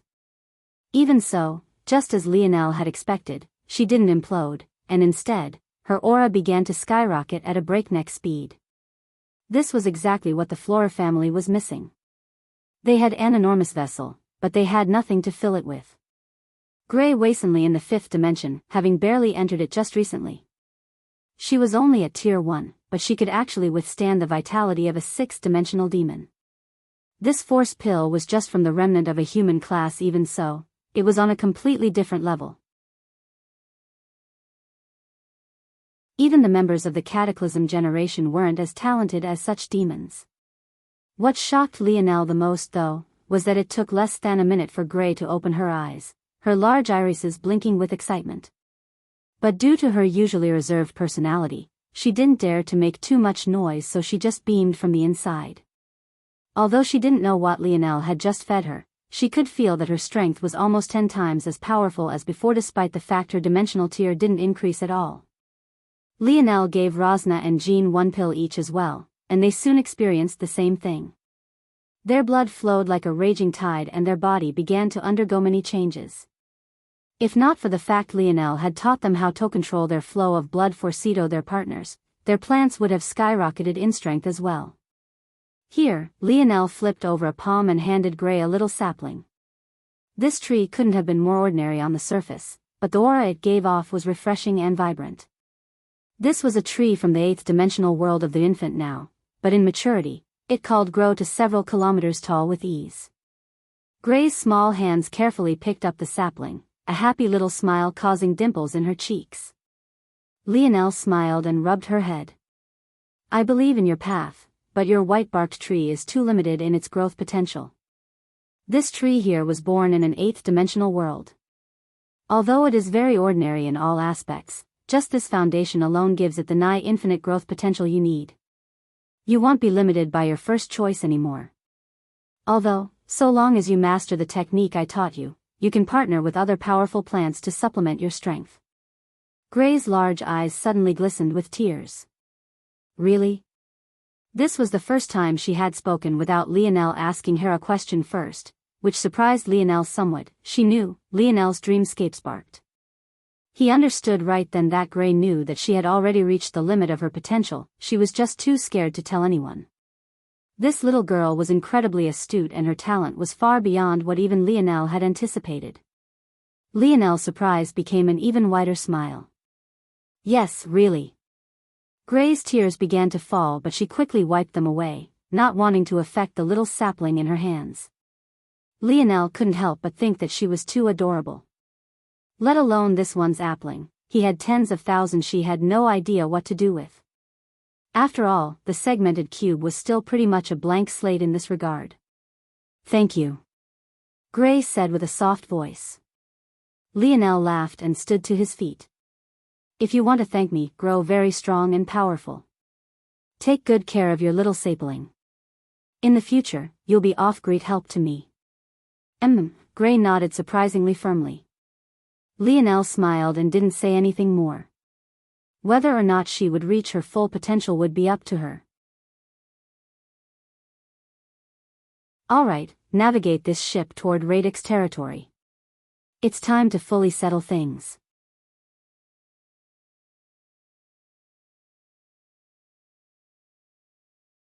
Chapter 1804. Published at 27th of April 2023 9:04 and 56 seconds AM. Chapter 1804. If audio player doesn't work, press stop then play button again. 1804. Patience, calm and loyalty. The atmosphere was quite tense. With two enemies being forced to face one another for the first two families, or rather three, had been at one another's throats for centuries, pulling back and forth on one another and sowing grudges that lasted through the generations. Within the crowd, they could spot individuals who had killed their brothers, their sister, their husbands, their wives, their parents, their grandparents. It was a hard pill to swallow. If not for Lionel's existence in the middle of it all, they would have been entirely crushed. Libli, who had lost her own father not too long ago, tried to maintain her calm, but it was obvious that even someone as cold and calculating as her couldn't quite maintain a cool head. She couldn't help but look toward Lionel with a blaming look in her eye. She thought that Lionel had come with intentions to help them eradicate this evil, but he had instead brought their enemies to their front door and was even acting as a shield for them. "What do you mean by this, Lionel?" Libli asked. Although Lionel was indeed a prince, and though he did, indeed have a high standing, as a matriarch herself, she couldn't take a soft stance against something like this. Also, she hadn't been there to personally witness Lionel's battle against Harmony like the Flora family had been. If she had, there was likely no way she would allow her tone to be so disrespectful. Didn't say anything immediately. He had already known that things would likely be like this. But when there was conflict within an empire's borders, things would always escalate in this fashion. In truth, the true weakness of the Ascension Empire was that they hadn't gained all this territory through their sheer might. They were just lucky enough to be born into an exceptionally talented world which then proceeded to swallow up the territories of others. As things went, it wasn't exactly wrong for these families and organizations to feel little toward the Ascension Empire other than some fear toward their potential and what the strength they had displayed already in protecting their expanding territory. This also meant that when it came to territories like that of the Radix family, or the Flora family, the way they saw things, their territories were still their own to protect or flourish within. They just happened to be under a new umbrella of influence, much like they had been when the Luxniks and the other three pillar families ran things.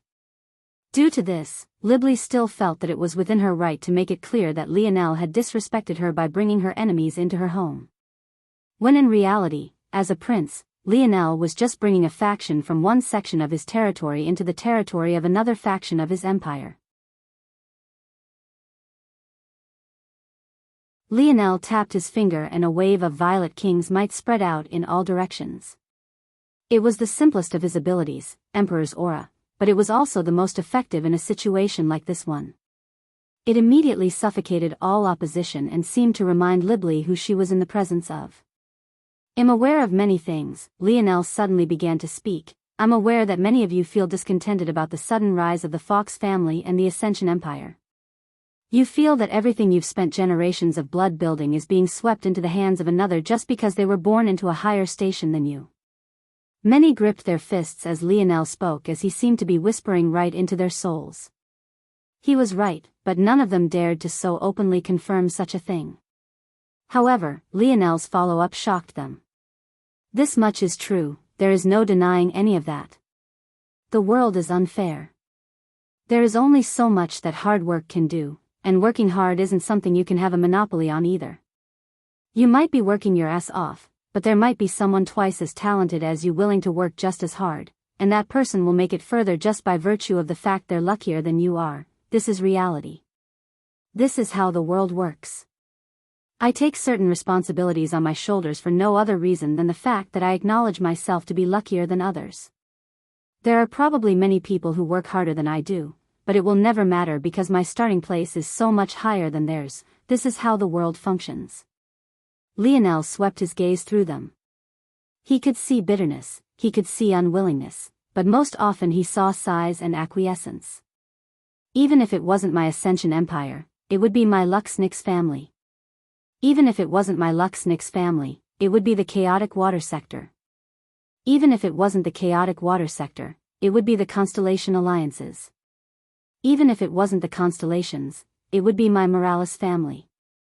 Even if it wasn't my Morales family, it would be the Void Palace, and if not them, it would be any of the other races who deem themselves to be superior to our human race."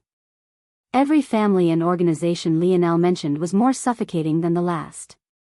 Even though these small families didn't understand the weight of what half of these names meant, just the fact they could suppress the Ascension Empire and the Luxniks family was enough for them to understand just how isolated they were. "You all lack that luck," the chance to be given a place of high birth. You may never be destined to climb to the top of the dimensional verse, even I may not be destined to do so. Lionel's gaze flashed when he thought of that young man he saw after climbing to the top of the Bao Pagoda. His gaze flashed again when he thought about his father, and then again when he thought about that mysterious pressure he felt when he thought about the demoness. But what I can give you all is the lucky opportunity you've been lacking. The only price to pay is patience, calm and loyalty. If you can pay that, I will give you an opportunity. If you cannot pay that, your road will end here.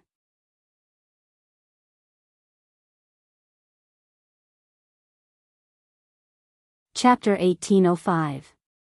Published at 27th of April 2023 9:04 and 56 seconds AM. Chapter 1805. If audio player doesn't work, press stop then play button again. 1805. Glowing Lionel looked toward Libly, who had been forced to bite through several layers of skin on her lips just to maintain her composure before Lionel's emperor's aura. As a matriarch, there was no other choice for Libly to make. If she made any other choice, it would be nothing short of selfish.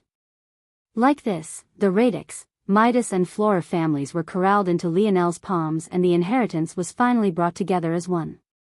Looking toward the flaming chalice and hovering wooden ball, Lionel felt an odd feeling in the depths of his heart.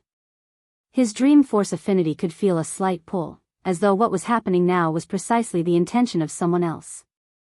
The closer that feeling came, the more fleeting it felt. Lionel could tell that it wasn't meant to be felt. But that feeling of something huge looming over the horizon was becoming more and more suffocating. It pressed down on his chest and threatened to erupt.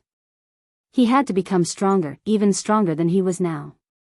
Harmony was a great talent. Granted, he still didn't use his full strength to defeat her, but she had been able to display such prowess and pressure him despite only being at tier 5. If she was so powerful, what about the other talents the three-finger cult was raising? Lionel took a breath and exhaled. He looked to the side and found Libly holding the hand of a little boy who was maybe 12 or 13 years old. Shockingly enough, though, this boy was already in the 5th dimension. He seemed to be even more talented than Gray. The little boy did look a little odd, though. He had sharp teeth like his father and radiant bronze irises like his mother, but the whites of his eyes were a dark red that made him look particularly demonic. In addition, while Lionel could tell that he was 12 or 13 by the feeling his soul gave off, the little boy was already 2 or 3 inches taller than his mother. Lionel was fairly tall, standing at 69, but the little boy still managed to not be entirely dwarfed in his presence. But at the same time, he lacked the savage look in his eye that other Midas family members had.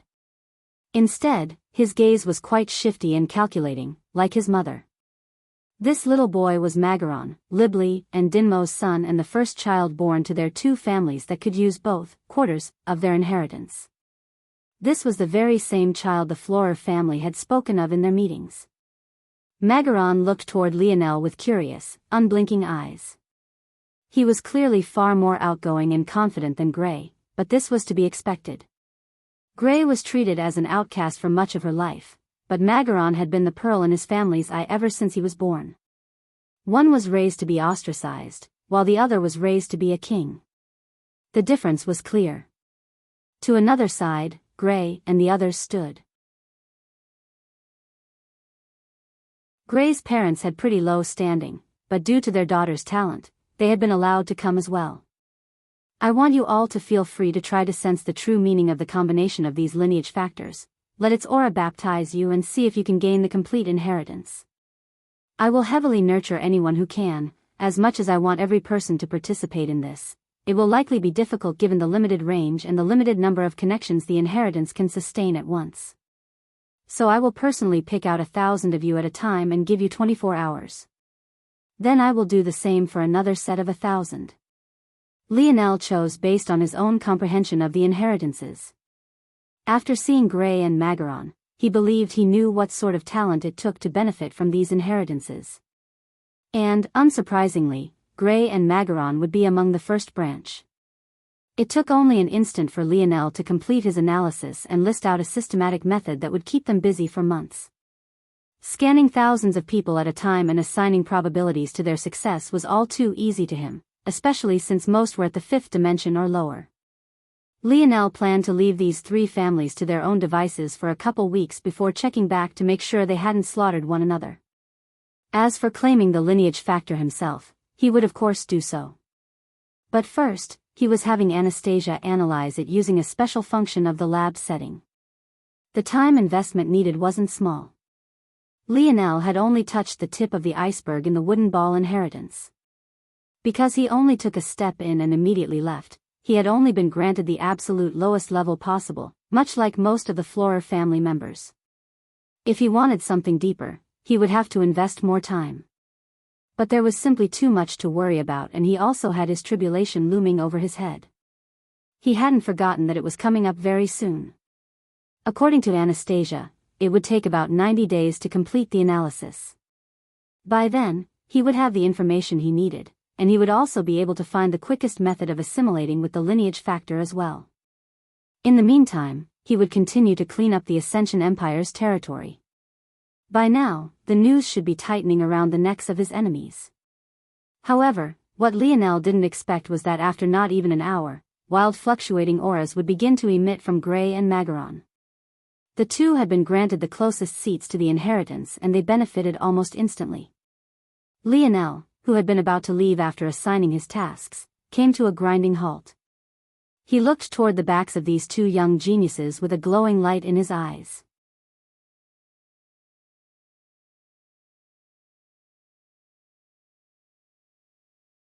Chapter 1806. Published at 27th of April 2023 9:04 and 56 seconds AM. Chapter 1806. If audio player doesn't work, press stop then play button again. 1806. Neglected Gray erupted with a golden flame. At the same time, Magaron's hair began to grow out wildly. At first it was cut quite short, but very quickly, it reached his shoulders, then down his back, then it touched the floor and continued to pool at a faster and faster rate. Lionel didn't say anything as he watched. With his fire affinity, he could tell that those flames from Grev were at all, but rather a physical manifestation of her life force. Somehow, this flame bypassed blood force entirely and allowed life force to be directly used without a medium. It was the purest form of life force in and of itself. Gray's vitality had recently been increased a great deal by Lionel, and as a result, this golden flame burned especially brightly at this moment. In fact, if Lionel was correct, Grev could use this force of external objects, and it may very well be especially potent against flames themselves. On the other side, Magaron's life force seemed to have finally gained an appropriate vessel, and it was flooding out of control, almost as though his body was spiking with growth hormones. It raged to the point even his eyebrows and eyelashes were growing. Soon, even layers of dead skin began to shed from him, only for newer, shinier skin to grow beneath. He understood. One aspect increases life force.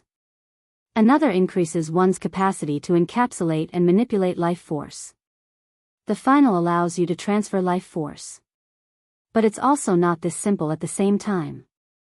The aspect that increases life force is also a method by which life force can be snatched from others. The method by which life force can be encapsulated was also a method by which you could form a symbiotic relationship with an artificial extension of your body. And the final that allowed the transference of life force outside your body without the need for a symbiotic conception. The aspect which increased life force was the golden flame. The aspect that increased life force capacity was the wooden ball. The aspect that allowed the transfer of life force was the chalice. In other words, the Midas family's lineage factor, the Flora family's lineage factor, and the Radix family's lineage factor in that order. They were all taken to be one. But this still felt like just the surface, there was something deeper here. After all, the aspect of the golden flame worked best on fire. The Midas family wouldn't have been foolish enough to not try it with other things. After all, the shark race hadn't had any prominent fire affinity until after fusing with this lineage factor. The wooden ball clearly works best with living, breathing entities, such as plants, or if Lionel's hypothesis was correct, eighth-dimensional materials that could be considered to have stepped into the life grade. And the bronze force of the chalice clearly worked the best with metal, and it very much seemed to be the foundation of all of this. It was the chalice that held the fire and the wooden ball. In addition, back then, the radix family had been by far the strongest of these three families until the Flora family overtook them. Clearly, the radix, if they couldn't get their hands on all three, would settle for what they believed was the absolute strongest. The wooden ball. 8th dimensional. Life grade. This is. Years ago, when Lionel first awakened his metal synergy lineage factor, he had sensed the existence of a 5th set of 9 doors, or in other words, an 8th dimensional tier for his metal synergy lineage factor. Back then, he was ignorant and hadn't thought much of it. It was only now that he understood more about the world that he had also come to understand that this was a tightly guarded secret of the Morales family they didn't allow others to know about. There was another thing of great importance that happened back then as well, the mutation of his metal synergy lineage factor. One was the crimson aura that manifested when he nearly lost his mind, and the second the violet aura that manifested when he dug himself out of the pit he nearly threw himself into. When the elders had seen this violet aura, they spoke words that Lionel hadn't heard. If he had heard them, maybe he would have been able to slide together the final pieces of this puzzle. The violet winds rise north. Lionel's gaze narrowed, but he eventually didn't say anything. Without another word, he turned and left. Did you not say that he was dead? The voice boomed. Although he was somewhat caught off guard, Richard had long since reached a state of absolute calm. It was very difficult for much of anything to rattle him. Is he not? That should explain some things. I felt that something was off. The voice was somewhat irritated by Richard's calmness. By now, they had expected all-out retaliation from Lionel's family, but nothing had come of it. In fact, their other underground workings were being suppressed one after another at the hands of an unknown organization that seemed to be everywhere and nowhere all at once. What do you want to do about this? The voice said after a long while. We meant to be more forceful to begin with. If they don't want to come to us, then we will go to them. Tell the Thrusting Skies sector that it's about time. Eventually, a long enough time had passed that it was clear that they had vanished entirely. Richard didn't say anything, but deep within his placid eyes, there was a cold light. He knew better than anyone why he had been left alive by Lionel. He had been neglected, cast off like a useless pawn the latter couldn't be bothered to remember about. That rage had long since faded and the maturity Richard exuded was beyond most his age. However, there was one thing that hasn't disappeared. He would make Lionel pay for underestimating him.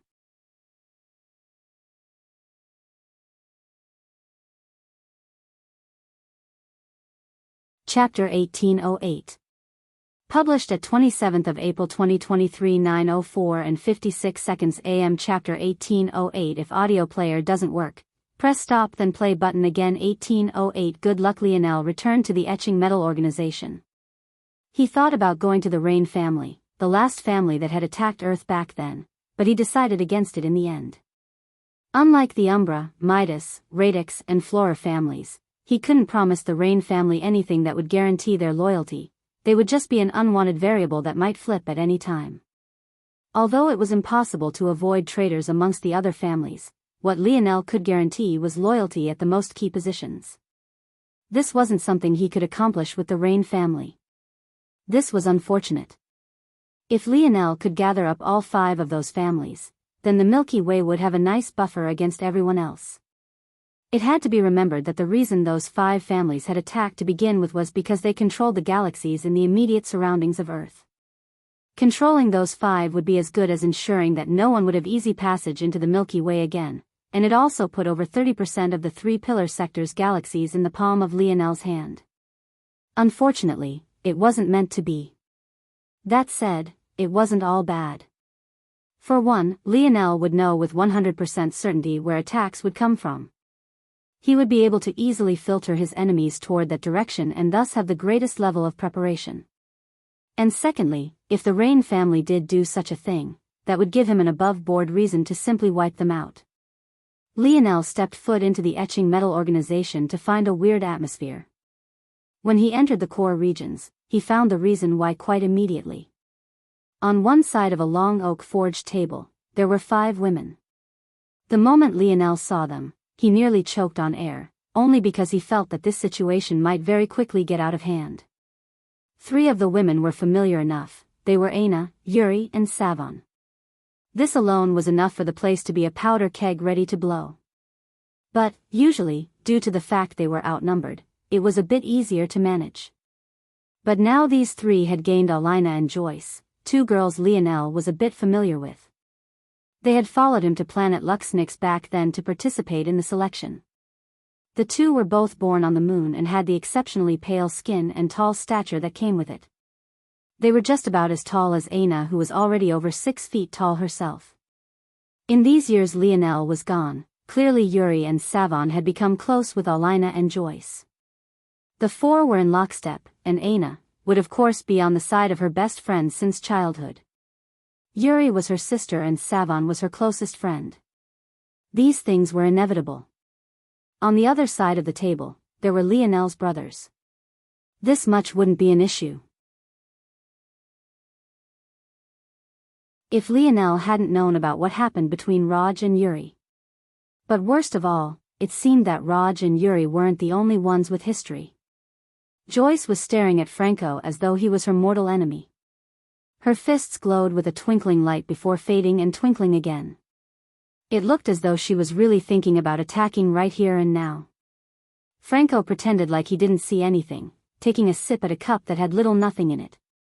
But the sip at the faint strands of droplets remaining seemed to only infuriate everyone else all the more. If Lionel remembered correctly, Joyce had an odd fist ability that allowed her to accumulate force and punch it outward. He assumed that this made her fist force quite powerful. But what was more poignant was the fact that her ability matched her personality quite well. The first time she and Franco met, they had been at odds almost immediately. That was because Franco had insisted on Alina's help during the war against the oceanic beasts. That help had placed Alina in the line of fire, all to save a few young men she had only just met that day. Back then, Joyce had threatened Franco with death, but Franco had said that he would have died long ago if Alina was harmed. Hearing that, Joyce could only let it go. But it seemed that now she had entirely new reasons to be furious. Lionel, however, didn't feel that this was surprising. Franco was most definitely the most perverted amongst them, but he also acted out on his perverted intentions. Back in the academy, he flew through women as easily as turning the pages of a book. Unfortunately for him, Joyce didn't seem like the type to docilely let such a thing slide. At the same time, while Joyce seemed to be deciding whether or not she should commit an act of murder, there was Yuri who said calmly and without the slightest ripple on her face. From the beginning, she didn't send a single glance toward Raj as though they didn't even know each other, and while it was Joyce on the women's side that seemed about to explode, it was Raj on the men's side. He looked like he was a step away from ripping a hole through a wall. The cherry on top seemed to be Alina, who kept stealing glances toward Alan, but unlike Yuri, who was purposely ignoring Raj clearly out of spite, Alan didn't seem to be aware at all. He was entirely focused on a tablet in his hands, calculating several things at once as his fingers flew across the screen. Every time Alina saw that he wasn't looking at her, she would dip her head down in disappointment, only to be back to looking at him a half-minute later. While everything seemed to have gone to shit, there was one light on the horizon. Savon and Joel would smile bitterly toward one another from time to time. As the most level-headed of both groups, the two seemed to have become like 2 peas in a pod. In a corner, Milan and Gil were having the times of their lives, their snickers echoing slightly before they covered their mouths. The moment Lionel entered, all of them looked toward him at once. Hephaestus patted a hand on his shoulder. "Good luck," he said before rushing away.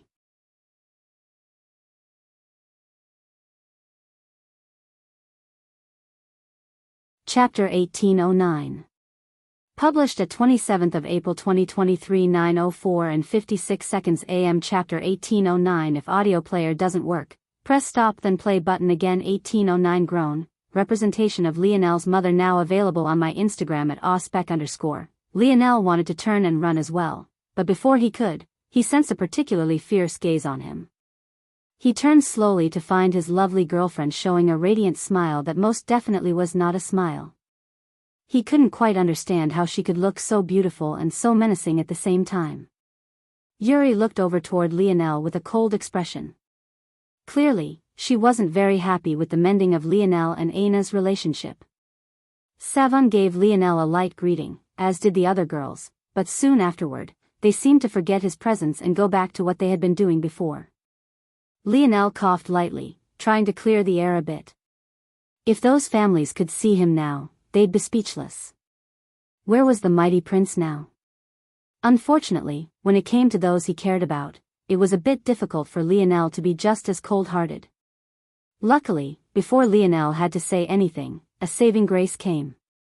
The doors opened and Raylion took a step instead. He swept a gaze for a moment before looking toward Lionel. "The Oryx are here," Raylion said evenly. He didn't seem to notice anything about the weird atmosphere at all. Lionel nodded. He actually hadn't expected this to happen, but he was grateful that it had. He would rather deal with this than relationship drama. Who would have thought that he and Aina would end up with the healthiest relationship here? Or maybe that right went to Raylion and Sale. Lionel turned back and gave Aina a grin before rushing away. Lionel. Elther unleashed a happy laugh. He appeared before Lionel in a flash and looked like he was going to give the latter a hug before he suddenly threw out a furious punch. The location was a hidden underground hall of the etching metal organization. The ceiling was incredibly tall at just about 20 meters. Pillars were located around the region and it looked much more like a cargo region with vehicles coming in and out from time to time. If there was one thing this region wasn't good at, it was suppressing sound. So from Elther's shout to his sudden attack, it felt like a tornado had rushed into a tunnel, pillaging and ravaging everything. Lionel's eyes narrowed. A dull bronze glow coated his fists as he punched out to meet Elther. Boom! Lionel felt a strong pulsing power travel up his arm, but it was quickly dispersed throughout his body. However, he didn't move a single inch. By the same token, Elther didn't move either, standing straight and tall. Even so, a droplet of blood formed on his knuckles and fell silently to the ground. Elther was clearly surprised by this result. He had expected for Lionel to go flying back like a meteor, but he hadn't thought that Lionel actually wouldn't move at all.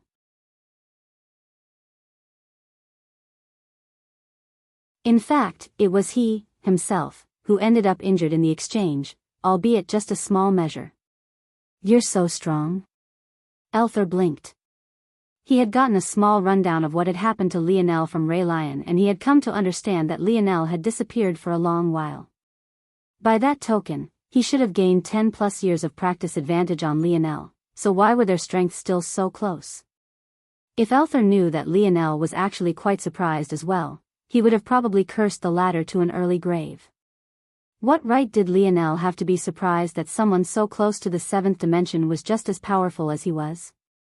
Unlike Lionel's brothers, Elther didn't take the conventional path, he followed the god path. In addition, because he had been in the Void Palace during the Cataclysm, while he didn't gain a full 20+ year advantage on Lionel, he had made it up by having quite some gains in the zone. It had to be remembered that before his old man's death, Elther had been given the Oryx Kingdom's world spirit. Clearly, this had benefited him greatly as even after Lionel resurrected his old man, he refused to take the world spirit back. "I should be asking you that," Lionel said with a chuckle. Elther's expression became somewhat slack-jawed. "What, Lionel fucking with him?" "Fuck you, I didn't enter my true form." "Generals make excuses now?" Lionel raised an eyebrow. At that moment, the chuckle of a significantly more mature gentleman interrupted their conversation. Lionel looked over to find King Oryx walking over with a dignified cadence to his steps. He truly looked like a ruler, and he didn't dampen it before Lionel in the slightest. It was clear that he hadn't come here to submit. Seeing his father, Elther's happiness became far more complicated. He felt that he was stuck between two individuals that he quite liked. Though if he told his father this, he would probably get a smack to the back of the head. How could he be struggling in choosing between Lionel and his own father? Well, the answer to that was actually quite obvious to him. His father wanted him to be a king, he didn't want to be one. Lionel, however, gave him a path toward fulfilling his dreams, to become a general of the battlefield. That was all he had ever wanted. Lionel's smile faded as he looked toward King Oryx. Inwardly, King Oryx was actually quite surprised. He, too, had expected that Elther would blow Lionel in the distance. He was well aware of his son's strength and he had long since become their greatest combatant and he had never looked back. But Lionel actually took Elther head-on without taking even a single step back. This had caused King Oryx's position to have no choice but to soften. "It seems that you've grown quite well," King Oryx said with a smile. "You seem to have grown very well, too," Lionel said lightly, though his words seemed to have a different meaning entirely. It was hard to tell if he was talking about King Oryx's strength or his guts. King Oryx's smile faded somewhat. He hadn't expected for Lionel to take such a strong stance. His words seemed casual, but in political sense, they were hyper-aggressive and might as well have been him throwing down the gauntlet.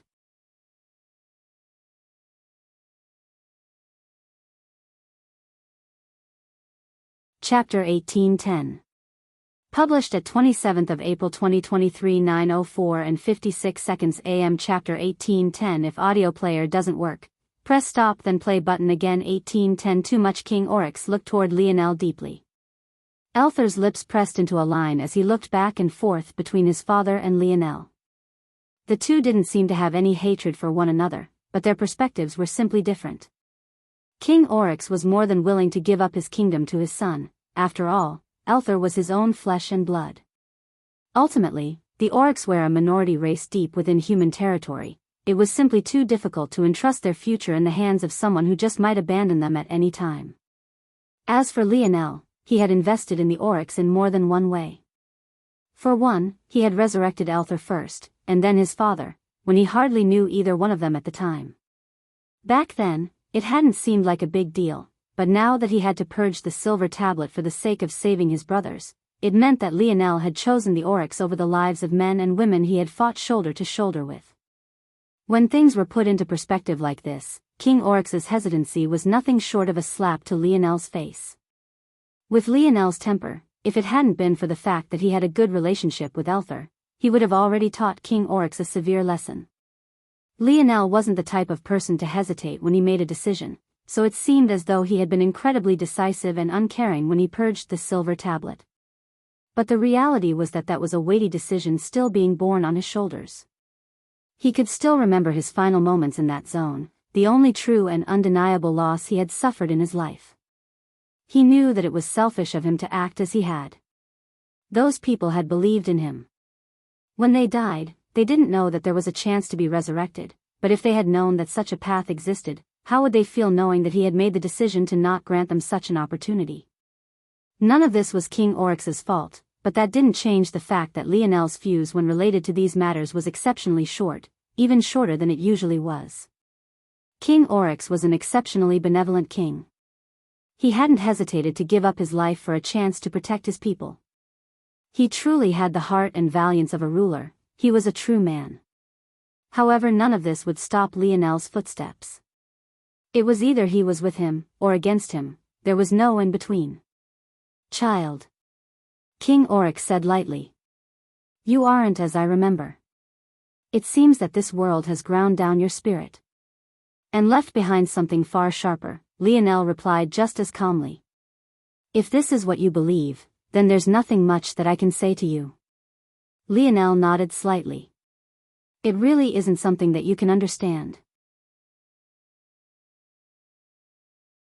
When your Oryx kingdom still stood, you did nothing as the human kingdom grew stronger and stronger. You feared what their king had become and didn't dare to take action, choosing to remain passive. It was only after I took action and forced the issue that you were forced to take action. Ultimately, you lost your life and much of your kingdom. The people you rule now were introduced to you by me. The strength of your favored son is in great thanks to me. Even the breath you breathe now was granted to you by me. So don't you believe it's a bit silly for you to speak to me as an all-knowing senior of some kind?" Lionel's placid gaze met the Oryx King's own, there not seeming to be the slightest hint of a fluctuation within their depths. The Oryx King fell into silence. This was hard to reply to because it was simply the truth. The details were broadly correct and there weren't any embellishments. Even so. And how did your actions end? What success did you have, exactly? King Alexander crossed the barrier to the fifth dimension only recently when the final began, Lionel said indifferently. It took me only 2 years to reach the point of meeting them at the final gates of their kingdom. Had you not been a coward and joined beneath my banner, it would have taken me 3 months at most. By then, I could have personally defeated him without such unwanted variables. So your reply to me is that a stranger didn't help you enough, so it's thus the stranger's fault? Hearing these words, Lionel's placid expression vanished into a smile. I think you framed it incorrectly. My reply to you is that it took someone with no stakes in your kingdom to make you finally make a choice that wasn't cowardly and passive. And yet, even so, you haven't learned your lesson. You continue to bide your time, continue to be passive, continue to want to sit on the sidelines in hopes that no one will cause you and your people trouble. It's no wonder that your son doesn't want to follow in your steps to become a king. In his eyes, this is all a king can do. Lionel. Elther wanted to interrupt, but he seemed to be shielded outside of the clashing auras of his father and Lionel. I can tell you this very clearly, though, Lionel continued, his aura growing, I won't let you sit on the sideline. I will not allow such a variable to exist within the barriers of my empire. The Oryx only have one of 2 choices. The first is to follow me as you should have from the very beginning, and the second is to be eradicated. Lionel's gaze turned cold.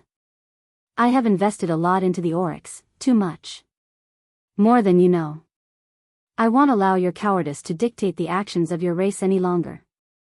King Oryx's expression went entirely dark. He hadn't expected things to take this turn at all.